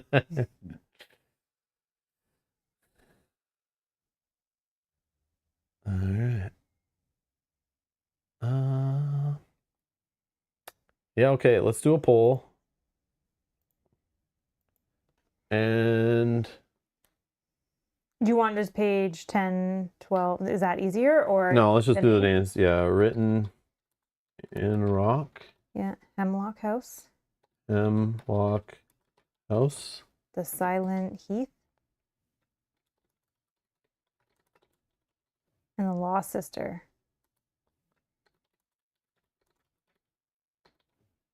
These all sound cool. Like I want to go find this infestation. It's kind of funny for lulz, but the Lost Sister has me really intrigued. Like, what is going on here?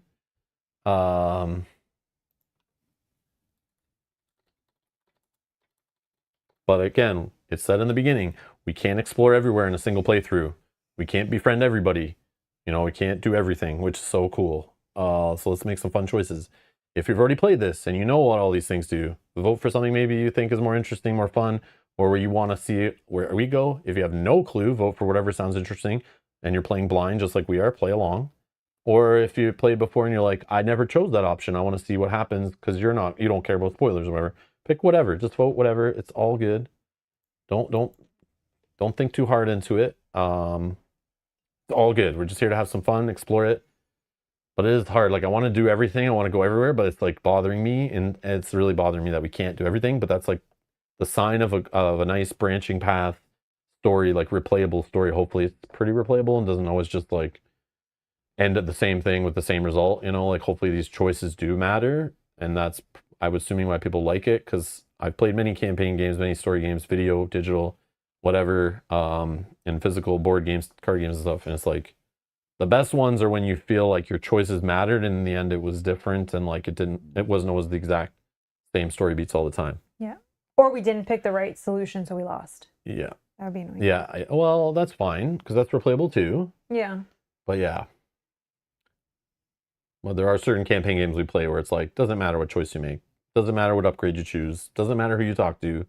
You're always going to fight the same boss and play the same next scenario and have the same ending. It just doesn't matter. Oh, and those are lame. Or else it's a three-way tie so far, so get your votes in. Yeah, get your votes in. Super important. Your vote matters. Yep. This will impact our playthrough. And this may be the only time we ever play this. So you're forming our experience with this too. So it's like it's going to be etched in the archives of the interwebs forever. So it's a lot of pressure. Whatever. Mm-hmm. Keep voting. I see the numbers changing. Or maybe a poll if doing them in order or randomized. Well, I assume we can't do everything. So let's just for fun pick somewhere everyone wants to go. It says you have the opportunity to survey multiple areas over the course of the campaign. Oh yeah. I don't have the box, but they have packaged like every single scenario separately packaged like they've done the last few times. And there was like a stack of them, like a lot more than this. So there's definitely other ones that we're not even going to. Written in the rock, Hemlock Vale. Is that all these? The Silent, Lost Sister, Thing in the Depth. There's two more. Oh, the okay. Twisted Hollow and the Long Night are on here as well. But I'm assuming each one's like, there's like a day one we'll play, then a night one. We're going to do like 6 scenarios total, not to mention like preludes, I assume. Oh yeah, that's 7 on there. But then there could be like a finale that we always play, which is like scenario 7, I would guess. I don't know. I'm not worried. I don't need to know. I'm just talking out loud. It's all fine. All right. I'm going to close the poll. If you haven't voted, vote quick. Yeah, vote quick. But they're going to hear that after I've already clicked it. So, because the delay. Oh. But if there is a tie, we can put up a new poll with just the tie. Yeah, there is a tie. Written in Rock and the Hemlock House. Okay. I'm going to do a second poll. So anyone that voted on anything else, just vote on whichever one. Written in Rock and Hemlock. All right, this is the tiebreaker round right here. I'll put another poll in the live chat. Go ahead and vote. Only have 2 options. We'll see if we can break the tie. If not, we can roll a die. Not as fun, but we can do that too. Thank you everyone that voted too. Much appreciated.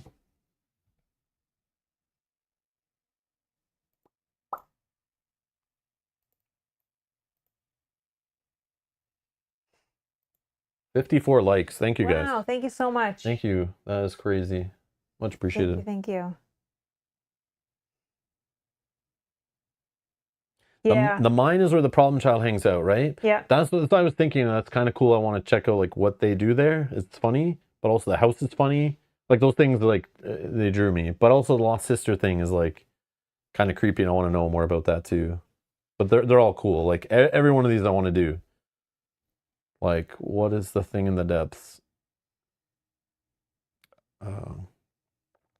Hemlock sounds like a wrestling move. Hey, Sean. Oh no, he's got him in the hemlock. Is he gonna tap? Who knows?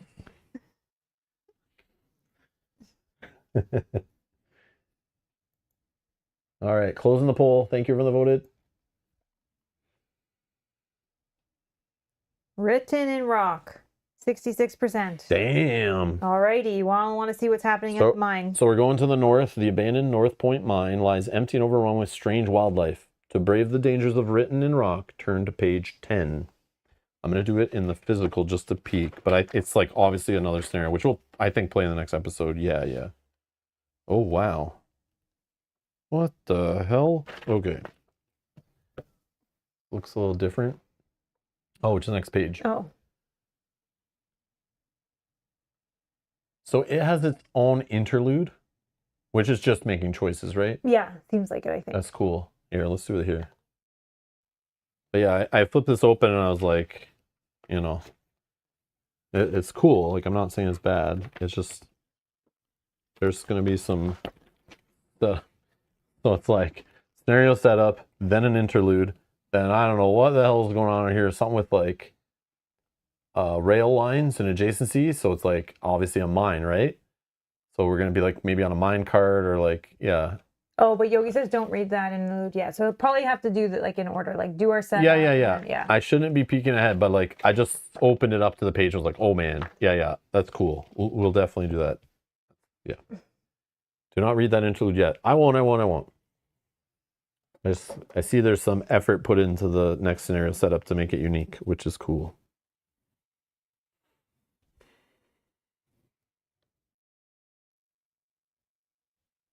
There we go. Prelude 1. Prelude 1 in the books. Yes, normally you probably would get into that, play your prelude, and then go right into the next scenario. But again, stream time, we're slow, all that kind of stuff. But we got ourselves started. We've at least started it. We'll leave this on the table, and I'll schedule it for whatever Mel says, whichever weeknight works for her. So probably Monday or Tuesday. Better. Monday? Okay. So in 2 days, we'll be back playing the next episode. So the best way not to miss it is subscribe, turn on your notifications. So when I schedule that stream and it goes live, you'll be notified. Or just subscribe, check your subscriptions. You'll find it live or later. Or check the playlist link that is down in the video description to find the next episodes there. But I'll schedule it after this episode goes off the air. Michael, 13 months. Thank you so much. Mines and carts. Time to play the soundtrack from Temple of Doom. Yeah. Michael, 13 months says, so next stream bringing a pretty pink hat, Rob?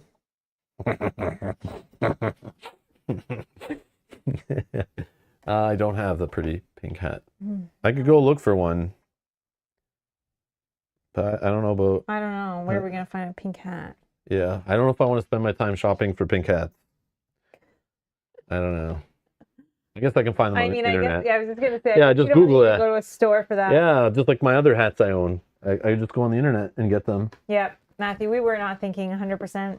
Easy. Boom. You could just... I wonder if you like flick the point back, then maybe it just looks like a pretty gray hat. Nope, doesn't work. Not the same. Work. I don't look like a rich criminal. Nope. Doesn't work. Look like a wizard. Yeah. I look like a broke wizard. MLP store? Milo Pony? No. No. Let's go to the mall and just go. Sure. I go to the information desk and say, hi, I'm looking for like a pink bowl hat with flowers, something straight from like the 1920s. Yeah, like my grandma would have worn. Do you have, do you have a 1920s store I can look through? Yeah, basically. Vintage? I would just go to like a Goodwill kind of store probably and find something, but I don't think it's going to happen. I don't know about putting used hats on my head is something I need to go down the road of. We'll see. No, I don't think so. You look like a smooth criminal. Anyways, thank you all for joining us today. Much appreciated. Thanks for all your help on the voting, the choosing the rules corrections, the answering our questions like this, like our dumb questions. We had many, as we always do when we get back into this game. Definitely its own game for sure. Yeah. It's not like you just like learn Lord of the Rings, play that and be like, yeah, let's just play this one. It's the same game. No, it's not. It's definitely weird. But that's cool. I'm excited for this. If it does have like a prelude before each scenario, that's kind of exciting. And the thing is, I really like the Edge of the Earth. I love Scarlet Keys. I thought that was all super cool. Mm-hmm. But I think it's just because I like trying different things, and experimental things are not always great, but to me, it felt they were fun. But I guess generally they're like, people think they were kind of like this one of the suckier campaigns. But I also think this one's just so much better than those. I want to see. I can't wait. But also you can do so much more in the way that they've repackaged these campaigns that I know. I have loved them. I want them to keep experimenting with that. Yeah. I don't want to have to play every scenario in an order like that they were released, you know? Like, let us mess around. Let us not play all the stuff in the box. I love when they do that. Like, Yeah. you know, it's great. Kamongoro says, help me buy my next campaign. What's your suggestion? I don't even remember like how they. I don't know. I can't suggest anything. And my answer always, I'll try to be quick, I'm so sorry, is always like, it's hard to just give you a direct answer. That's why I don't do like reviews on my channel, really. I'll give our thoughts at the end of like playing a game. But again, my thoughts are just there to help you with the information and your calculation of what to play next. Because there's so many unknown variables that I don't know the answers to, only you do, right? Like, I can't recommend a campaign to you because I don't know what you played. I don't know what mechanics you like. I don't know the storage in your house. I don't know who you're playing it with, player count. I don't know the debt you're in. Like, what should you even can afford? Where you live, what's even available in your country. There is so many factors. That's why it always bothers me so much when a channel says, this is the best game ever. You must own this. I was sent this copy and I'm even being paid to make videos about this game. But this is the best thing ever and you should own it. This is the greatest experience ever. These minis are the best. You need to own this game or your life sucks. Great. You know, I see this and I'm shaking my head like, how the hell do you know what I like? How the hell do you know that I'll even play this? How the hell do you know these minis are any good? Like, you didn't even play this game. Shut the hell up. How do you know I don't only play solo and I can't play this game? Yes. So I can tell you what I think about things, but please just use those as tiny little itty bitty grains of information in your overall calculation of what you can make good decisions for yourself and do your research. Like, don't just be lazy about it and have someone tell you this is good, do it. How many times have we watched a movie that has amazing reviews and I'm like, this movie is not for me. Yeah. It's trash. It's not good. It's too long. It's annoying. Like, I've seen this type of movie 100 times. The twist was garbage. The writing was bad. The actors suck. Poor choice of actors, whatever, you know? Same thing applies to board gaming, right? I would hate to be like, buy this campaign game that's $200 to get all the stuff for it. And then you play it and you're like, man, this really sucks. Why did he recommend this to me? Oh, he plays a 2-player. I'm only playing solo. The game's so much better with other people. Or like, he likes the fantasy theme. I hate fantasy. Like, I don't like that artist. I hate seeing that graphic design on my table. It looks ugly. Rob seems to like it. You know, these kind of things, right? Yeah, and things like, speaking of this game, for example, right now, like, we can leave this on the table here because we have a dedicated table that we can do that. And then we can go and we can come back and play this because it's kind of like all set up with, you know, all those choices that we just made. Some people can't do that. So it's like, oh man, not the same. But I would suggest, I don't know if some Yogi's in here. I know Kate's left, but maybe they could also give you a recommendation. They are more into the game than we are. Half of them I don't even remember until I start like reading about them. Yeah. But yeah, you didn't trigger me. It's just, that's my answer. Like, that's just my answer. And I need to have that like clipped in a video, like a good thought out response. So I could just click, I can direct you to a link of like a short where I just ramble that on for a full minute. I think some people though, that's like the goal, right? They're like, yes, I triggered Rob Rant. No, but I'm assuming what I saying just said is hopefully helpful to you. Like, maybe everything that you've heard me say, oh, I love this, or I had a great time with that, and everything I said that about, you went and played it, and you're like, yes, this guy is 100% the exact same tastes I have, and it works exactly for my player count or my storage or like the type of games I like or the length or whatever, the designers, the artists, whatever, all the things are involved, right? Like, those games are affordable where I live and like, you know, all those kind of things. Yeah. It's so hard. It's so hard to say. Like, that's why I'm not usually like I'll never say like, you must own this. Like, you have to have this. It's like, man, I don't know. Edward's given some answers there. So anybody in the chat too, feel free to kind of like chime in there. Yeah, that's great. That's my general answer when someone's like asking me like, what do I buy or what do I buy next? Or should I buy this game? It's like, I know you're looking for the easy answer, but this is not my job to find games for you. It's like, I just play them. I have fun. And like, any information you get from me, like, whether it's good info or bad, like, that's you to decide that, right? Yeah. Like, if I say, oh, I hate this game because the mulligan sucks and the writing is too much story before we play, and you go, oh, I love story, lots of story in my game. Well, if Rob hates those kind of things, then I know they're good for me. Like, then use that information, right? Like, yeah, it's like, that's just why I give that information out, to just help. Because I understand too, I sometimes have to watch playthroughs or videos to kind of like just get the quick and dirty on a game, or I go on like Board Game Geek, read and like someone's write up about a game, what their experiences were with their play group. But sometimes if they're talking about, I played this solo and this was great, I instantly see solo and I close it sometimes because I'm like, well, I'm not going to play this game solo. I need to hear from someone who played with their family or whatever, you know, those kind of things, like to get some information. But yeah, that's hard. Anyways, let me rephrase that. Says, what are the campaigns you enjoyed the most? Man, my memory is like the worst. So hard. I don't even remember, like, this is the hilarious thing. If you watch any of our end of the year streams, every year's the same thing. And this is just a year. I will go and like have to scroll through my channel, or Mel goes through it, makes a spreadsheet of all the things we played that year. Mm-hmm. And like 35% of it-ish, I'll be like, we played that this year? Yeah. I don't even remember that game. I thought that was 4 years ago. I forgot we even played that. My memory is not the greatest. So it's tough. And then I hate thinking on the spot because a few games will come to mind, but I know after the stream's over, I'll be thinking about it and 5 minutes later go, oh, I should have said that game, not this game. They're going to buy that game, but this game is so much better, I think. Oh no. Yeah, I just didn't think about it at the time. So it's tough. But the best thing you can do, I think, probably, just look in our playlist section and the games we're actually playing the full campaigns of, we probably liked a lot. I think they're specifically asking of which campaign for Arkham Horror. Oh, for Arkham Horror only? I think that's what you're... I thought they said campaign games. Oh, are you? Maybe. Sorry, maybe we need to clarify. Are you specifying... Okay, I'm so sorry. Arkham? Let me see. Oh, buy my next campaign. Okay, sorry. So I'm unsure. Are you saying next campaign in general? I was assuming game in general. Yeah, Arkham Horror. Okay, that makes it easier. That makes it so much easier. And then said, oh my god, that you have the funds for everything and have nothing. Oh my. Okay, so then if that's the question, I think I like it, and it might just be also like recency bias, right? The ones that we played the most recent, I remember the most. But like, I think I like the Scarlet Keys. That's the one where we could like fly around, right? Oh, you have Dunwich. Okay. I was going to say the first one's pretty good. Like, it was designed with the core set and it's very like good, new player friendly, like very low level, has some great cards in it for like new players and stuff to beef up the decks.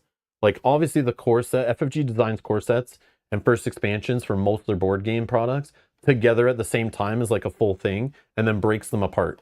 So they always feel like once you finally get that first expansion, it feels like you finally have a complete game. That's kind of how those are usually treated.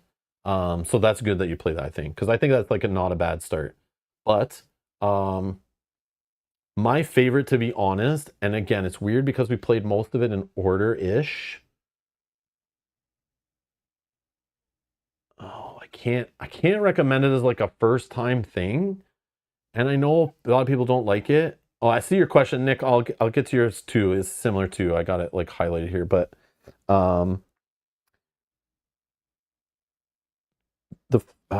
it's like the Forgotten Age or whatever. Is that the one with like the temple, the Indiana Jones type one? Was it that one? Yes, that was tough. It was weird. It pissed me off in a lot of ways, but the theme, the locations, the way it felt different, I liked it.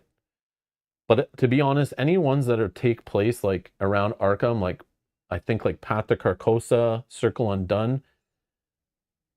Forgotten Age is a temple one. Yeah. Okay. I like that one because it stood out. But to be honest, the best gameplay-wise ones to me, coming as like video gamer, playing lots of board and card games, the ones that felt the coolest to me, and maybe it's because ever since getting into the hobby, I've played many FFG kind of games where like they release it in order. So like Lord of the Rings, this game, board games where like they release new campaigns, bosses, scenarios in little packs or whatever separate, and you play them in order and whatever. I don't like that structure and how it's applied to this game. Even Lord of the Rings, it definitely hampers design. And once they started repackaging and then the new ones that were designed, so Scarlet Keys and Edge of the Earth, and now this one, these are just have the potential to be super replayable, interesting, unique, like more legacy style where they change up each time you play and your playthrough might be different than someone else's, and lots of meaningful choices, where the other games don't really have that. The other campaigns don't have that because they were released in the old model where it's like you buy the first box and they want you to play with all those cards. So you're going to play it in order. And then they're going to sell you the pack 1 where you got to play that. And it's going to have its own contained thing and maybe pull some stuff from the box. And then pack 2 and pack 3. You're not going to skip 2 of the packs because of something that happened or a choice that made or you failed. Yeah, because they're not going to make you buy stuff and then not play it. Yeah. So like, they're just so interesting, but they also were so interesting on the other side of the coin because we'd already played that kind of thing, like Lord of the Rings. We played some of the Arkham horror ones that were very like pigeonholed in that design philosophy of going straight. But that design of them going straight through packs didn't hurt the game and stop the sales, and these games are still popular and they're still great. So like, it doesn't make them bad campaigns because of that. I just really like the newer ones because they feel more of like how a campaign game should work. That the old stupid FFG release model that like I thought was fun and at first was not good in competitive LCGs and co-op. I really think they just, I ranted about this. They like literally watched my stream and copied what I said about releasing the game this way. Because as soon as we got in this game, I'm like, why is this game released like this? This is not the right release model for this type of game. Mm-hmm. And they fixed it. It's crazy. But so I just love what they do in the new ones. But again, I read online from a vocal minority that those 2 latest campaigns were not everyone's favorites. They didn't like them. They weren't that good. Blah, blah, blah. And I don't know. I enjoyed them the most. I don't know. The other one I liked is there's one where we were kind of playing in like the watery in Arkham. What's that? Like the Innsmouth Conspiracy was cool. I They're like all that one, cool. right? 'Cause it's like that dark Arkham. Yes. But so what I would recommend, since they've re-released a whole bunch of them anyway, is if you really had fun with the core set and you had fun with Dunwich, just keep playing them in order. And maybe some people in the chat will tell you some you can skip because maybe looking back, they're kind of like dated. They're not that great. Overall, they're annoying. You can just skip them, whatever. But then again, like the cool part is now you can just buy the player cards and skip the campaigns you don't want to play that people might say suck. Mm-hmm. If you want to care what other people think. But because they've been all re-released, except for Innsmouth hasn't been re-released yet. Circle Undone's just about to be re-released. Oh, okay.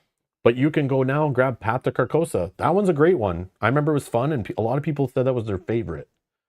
That one was very highly regarded. That one. The man in the mask. Oh, that was fun. Yeah, the man with the mask or whatever. It's like the play, right? It's like there's something about a play happening, and like, yeah. It was really cool. I don't remember a lot about it. I just remember it was cool, and a lot of people love that one. Is that the Tequila Lee one? No. No. That I do remember the I don't remember that one. Yeah. Yeah, okay. That one was good too. Tequila Lee was the Mountains of Madness, the Edge of the Earth, right? Was it? I think so. I thought it was farther away, but... But again, they don't need to be played in any kind of order, so let me get that out of the way. But you can experience them as they're released, and they do, even though you can play any campaign at any time after the core set, no problem.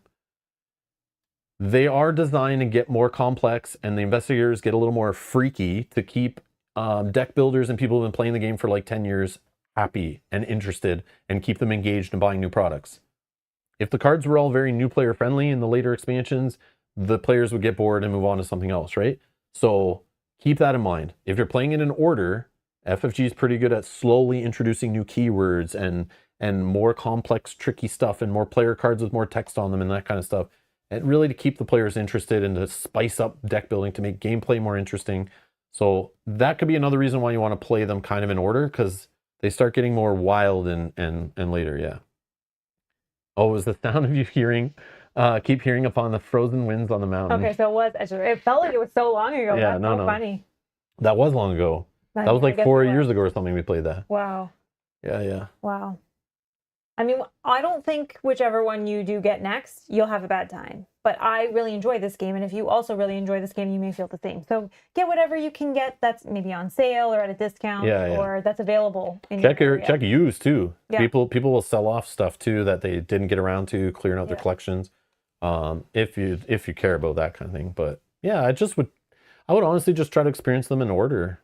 Like we haven't played Dream Eaters though. I see you mentioning that. That's about to be released, but we haven't even played that, so I can't comment on that one. But you can play them in any order. Just the thing is, remember, when they were designed, they are playtesting them assuming you just have the core set cards, and they're also playtesting them at the same time and designing them around players that have all the cards. So keep that in mind. That you might, but again, you can always lower the difficulty if you have a very small card pool. But in this game, I feel like card pool isn't affected as much. No, I don't think so. No, there are powerful cards still in the base game that like still can be used today, especially if you don't use the taboo stuff, right? And don't they a lot of time make cards that work with the campaign you're playing specific? Yeah. Well, they're So- just good in the campaign, Yeah, but you so- don't need them. No, but they. So I mean, Yeah. So yeah, it's a tough one. That's like a can of worms. I don't know, but like, yeah, we play them, all of them except for Dream Eaters, and they're all cool. And then there's also solo scenarios too, right? Like you could always grab some of those, play those, and integrate those into some campaigns, which is crazy. Which is and then cool. you had a question for Nick, right? Yeah, I'll go back up to Nick's stuff. Nick says, if you're still here, sorry, Nick. Was fun to watch this. You're really getting me itching to try an LCG with my friend group. Is Arkham Horror your favorite? No. Arkham Horror is not my favorite. It is an amazing game, though. But it's not my favorite. It's my favorite. Yeah, it's great if you like, it was an easy transition for me. And Nick, you're the same. You love competitive card games. You love deck building. You love playing cards on the table, turning cardboard sideways and putting tokens on things, that kind of game. These are literally designed by, like, Nate French came up with this cooperative LCG idea, this cooperative card game idea of battling against the deck kind of idea. And Nate French was like obsessive in competitive card games, like I believe from Magic, then played Game of Thrones, the card game when it was a CCG, got into FFG designing on that. So he is like a very competitive card game player, like to crazy levels, then became a designer and then started making like cooperative versions of those games. And there's a lot of DNA that crosses over. So this is like the card gamers board game, if that makes sense to you. These are like, you are like trying to build decks, min max, make great decisions, and you're just battling against like a deck and what the scenario is throwing at you. But there's basically 4 of these that exist. There are more from other publishers, but the actual Fantasy Flight Games DNA ones that like are regarded as some of the best quality, still being sold today, still very popular, is Lord of the Rings Living Card Game. So if you're into Lord of the Rings, that's the very first one. There are some rough edges on it. There's some stuff that's been changed and modified in the next ones to kind of fit their themes that could be seen as like a more refinement, an improvement. I don't know. But I still love Lord of the Rings. They're still repackaging it and selling it today. People are still buying it, even though they don't make new content for it. There's fan-made content being made for it. But there's Lord of the Rings LCG. Then if you're into Lord of the Rings, okay, there's Arkham Horror. If you're into H.P. Lovecraft, weird horror, man against the alien monster mythos unknown, like that's there. It's really cool. This game is more story than Lord of the Rings is. Lord of the Rings is more about like action and efficiency and like a little more simple, but still a complex, difficult game. Arkham Horror is more about like fail forward choices, replayability of the campaign. Lord of the Rings is more like you fail and you got to keep replaying that same scenario until you win it and figure it out by modifying your deck and then moving forward to the next one and bang your head against the wall until you figure that out. But this one has like XP and upgrading in it, which is cool. That Lord of the Rings doesn't have. Then there's Marvel Champions, which is a little bit more approachable. The campaigns are like super short. They're like 4 scenarios-ish. The boxes are very affordable. They're very modular, the game. The deck building is a little less complex because your hero you're picking comes with a set amount of cards. You always have to play with them. So it's a little bit more modular deck building, which gets you to the game faster. But it's not as in-depth story-wise, which makes sense because think about the material you're pulling from. Like Lord of the Rings is pulling from books. That's what the license is based off of. So you expect deeper, richer worlds, deeper, richer rules, more, complexity, I guess, from a book reader. Trying to be like not rude, but a comic book reader, less words, more pictures, shorter read, less time spent in there. So like Marvel Champions is more kind of straightforward, a little quicker, not as in depth with choices and campaign stuff.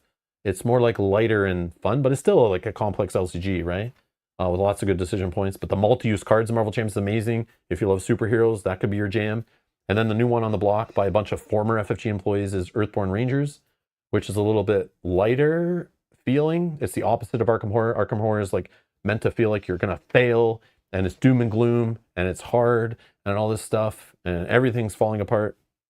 But Earthborn Rangers is like the opposite. It's in the future. You're like just out of ranger school. There's like, you're trying to discover the past. The problems in the world are like animals eating the wrong flowers, like, you know, delivering biscuits. Like, it's more chill, but it's still an LCG with a nice big campaign. Lots of deck building choice, more expansions coming out for that to add more campaigns, more card choices for player cards. They all work solo. They all work multiplayer. I don't know. It's like pick a theme and look into the game mechanics that match the theme. Like they all kind of match their theme very well, but they all feel like very similar games. They scratch that itch. But yeah, so I don't know there. That's a tough one. Only you can answer that one. Is 4 the max player count for Arkham? Or can expansions offer room for 5 or 6 players when it comes to LCGs? I've never played one. Closest thing with Gloomhaven. They all go up to 4 player. Some of them you have to buy multiple core sets to get the 4 players. This one, the base core set supports 4 players. Even comes with pre-built decks to try the game out and get it to the table quickly. To like play that first scenario with you. I'd recommend playing the first scenario of one of these solo to learn the game first before you invite friends over to play and hand them decks. But they all can go up to 4. There's no 5 or 6 players that I know of, but there are some standalone scenarios that you can play at conventions with multiple tables of people all working together against the big bad or adding up a score. But those are like very one-off rare products where you play with more than 4 people. At least that's my understanding. Oh yeah, I see people are answering the questions in there too. That's awesome. You guys are awesome. I heard Dunwich and Carcosa, spelt right, were both newer Arkham. Yeah, they're newer friendly because they're the first 2 that were designed. And most games, like they add complexity as they grow, right, to appease the hardcore player. But compatibility, you can buy any base, get the base game and buy any campaign in any of these LCGs you want, except for Earthborn, that's just like comes with one built in. But you don't need to play them in any kind of order. Even Lord of the Rings, you can like buy the base game and then pick any campaign that tickles your fancy. Like any region of Middle Earth you want to go and adventure in, you can pick that box and play that as your second campaign. They're not necessary, but remember they were designed in an order though. And remember at the time as they're released, they're trying to like please a certain player at that time, right? But yeah. And then, yeah.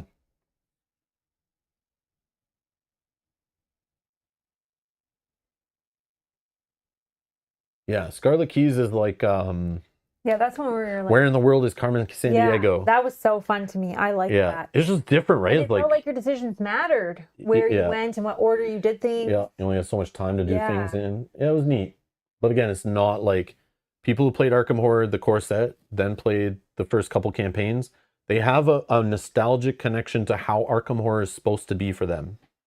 Okay? Yep. So when a designer who's been designing expansions for like a decade gets a little bored with their job and wants to go outside the box and try to spice things up and interest themselves and then try new stuff, it's not always going to stick with like the hardcore fan that just wants more of the same. So there's always going to be people in every game, in every fandom, that is upset with the sequel or upset with this new thing that was done. But then there's always going to be new players or other people who are just happy and don't go on the internet and complain. Mm-hmm. Like if you buy something on Amazon, it comes and it's great. You don't go on Amazon always and review how great it is. But when you get something from Amazon and it's bad and the person who sold it to you won't help you out and they're being rude and won't answer emails, yep, you're going to go on the internet, you're going to get angry and say, don't shop there, don't buy there, this product sucks, these people suck. That's the vocal minority thing, right? Like it's just how our world is, right? So when I'm seeing people say, these campaigns suck, it's like there's even more out there, like obviously who bought them, because if one of these expansions doesn't sell very well and the next one doesn't sell very well, this game gets stopped being published. Mm-hmm. Like they just stop spending time on it. So obviously they're all selling very well, that they're keeping it going, right? So there is a whole group of people out there who played Edge of the Earth and played Scarlet Keys and loved it, and they're not on the internet complaining about it or praising it. So that's what I think there. All assumptions though.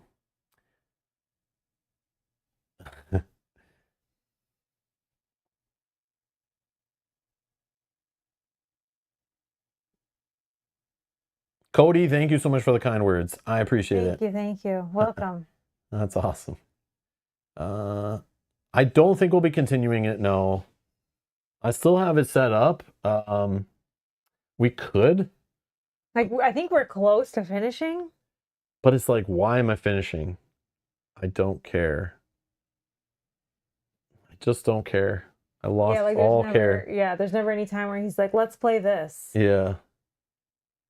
And it's, I think I have a little bit of sunk cost fallacy with Frosthaven, where like I enjoy when I've talked about this so many times, but when we're playing like, okay, let's take our first turns until we win or lose a scenario. I love that stuff. But it's the before and after stuff. I've just lost interest.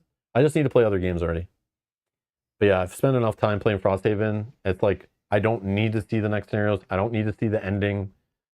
The puzzle book rubbed me the wrong way. There's so many things that just like, I just need to play other games. I just don't, it's not going to change anything if I beat that game or I don't beat that game or finish it. But it doesn't mean it's a bad game or I didn't have fun playing it, but yeah. Even if it's only like one more scenario to finish it, I don't even care. I just don't care. I can't finish every campaign game, and I'm okay with that. And like, I remember it's a cool thing. This is my job, and I get to do this for a living. Thank you everyone for your support. Thank you. Thank you. Thank you. But the cool thing is like, I need to remember that I can play kind of what I want when I want kind of idea. And I got to keep this. This job is not like, a flashy, driving around in Mercedes type of job, right? So like, I have to also keep it fun and love doing it. And if I feel like I'm forced into something, I'll just feel like I'm doing a boring old office job like before. And I don't want to feel that way. So if it ever starts feeling that way, that like, I don't want to do something, like anyone who's here for like our last Oath Sworn stream that got removed, knows that like, even if I'm in the middle of a stream, like I have no shame. I will just stop playing a game if I like really don't want to play it. I just don't care. I can't do it. I can't be forced. The reason I do this as a job and I started doing this full time was because I loved it. And once I stop loving it, then I can't do it anymore. So if something threatens that, I need to run. I need to stop. But yeah. Yeah, because there's so many other options and things that we can play that bring out that fun. Yeah. And that's the fun of the hobby, is like playing this game and falling in love with it and diving deep in the rabbit hole. Oh, what's this game? Yeah. Oh, this game is awesome. Oh, I found this game is awesome. Oh, somebody explained this game. No, that game sucks. 3 years later, oh, I play that game. Oh, I'm an idiot. That game is awesome. And like, I just love trying different things in the hobby, and that's the beauty of it. And it was cool just playing different things. But I do love playing a single lifestyle game for a long time. Like Frosthaven is great for that. Gloomhaven is great for that, to play that game, to have that grounded, consistent thing to come back to be playing constantly.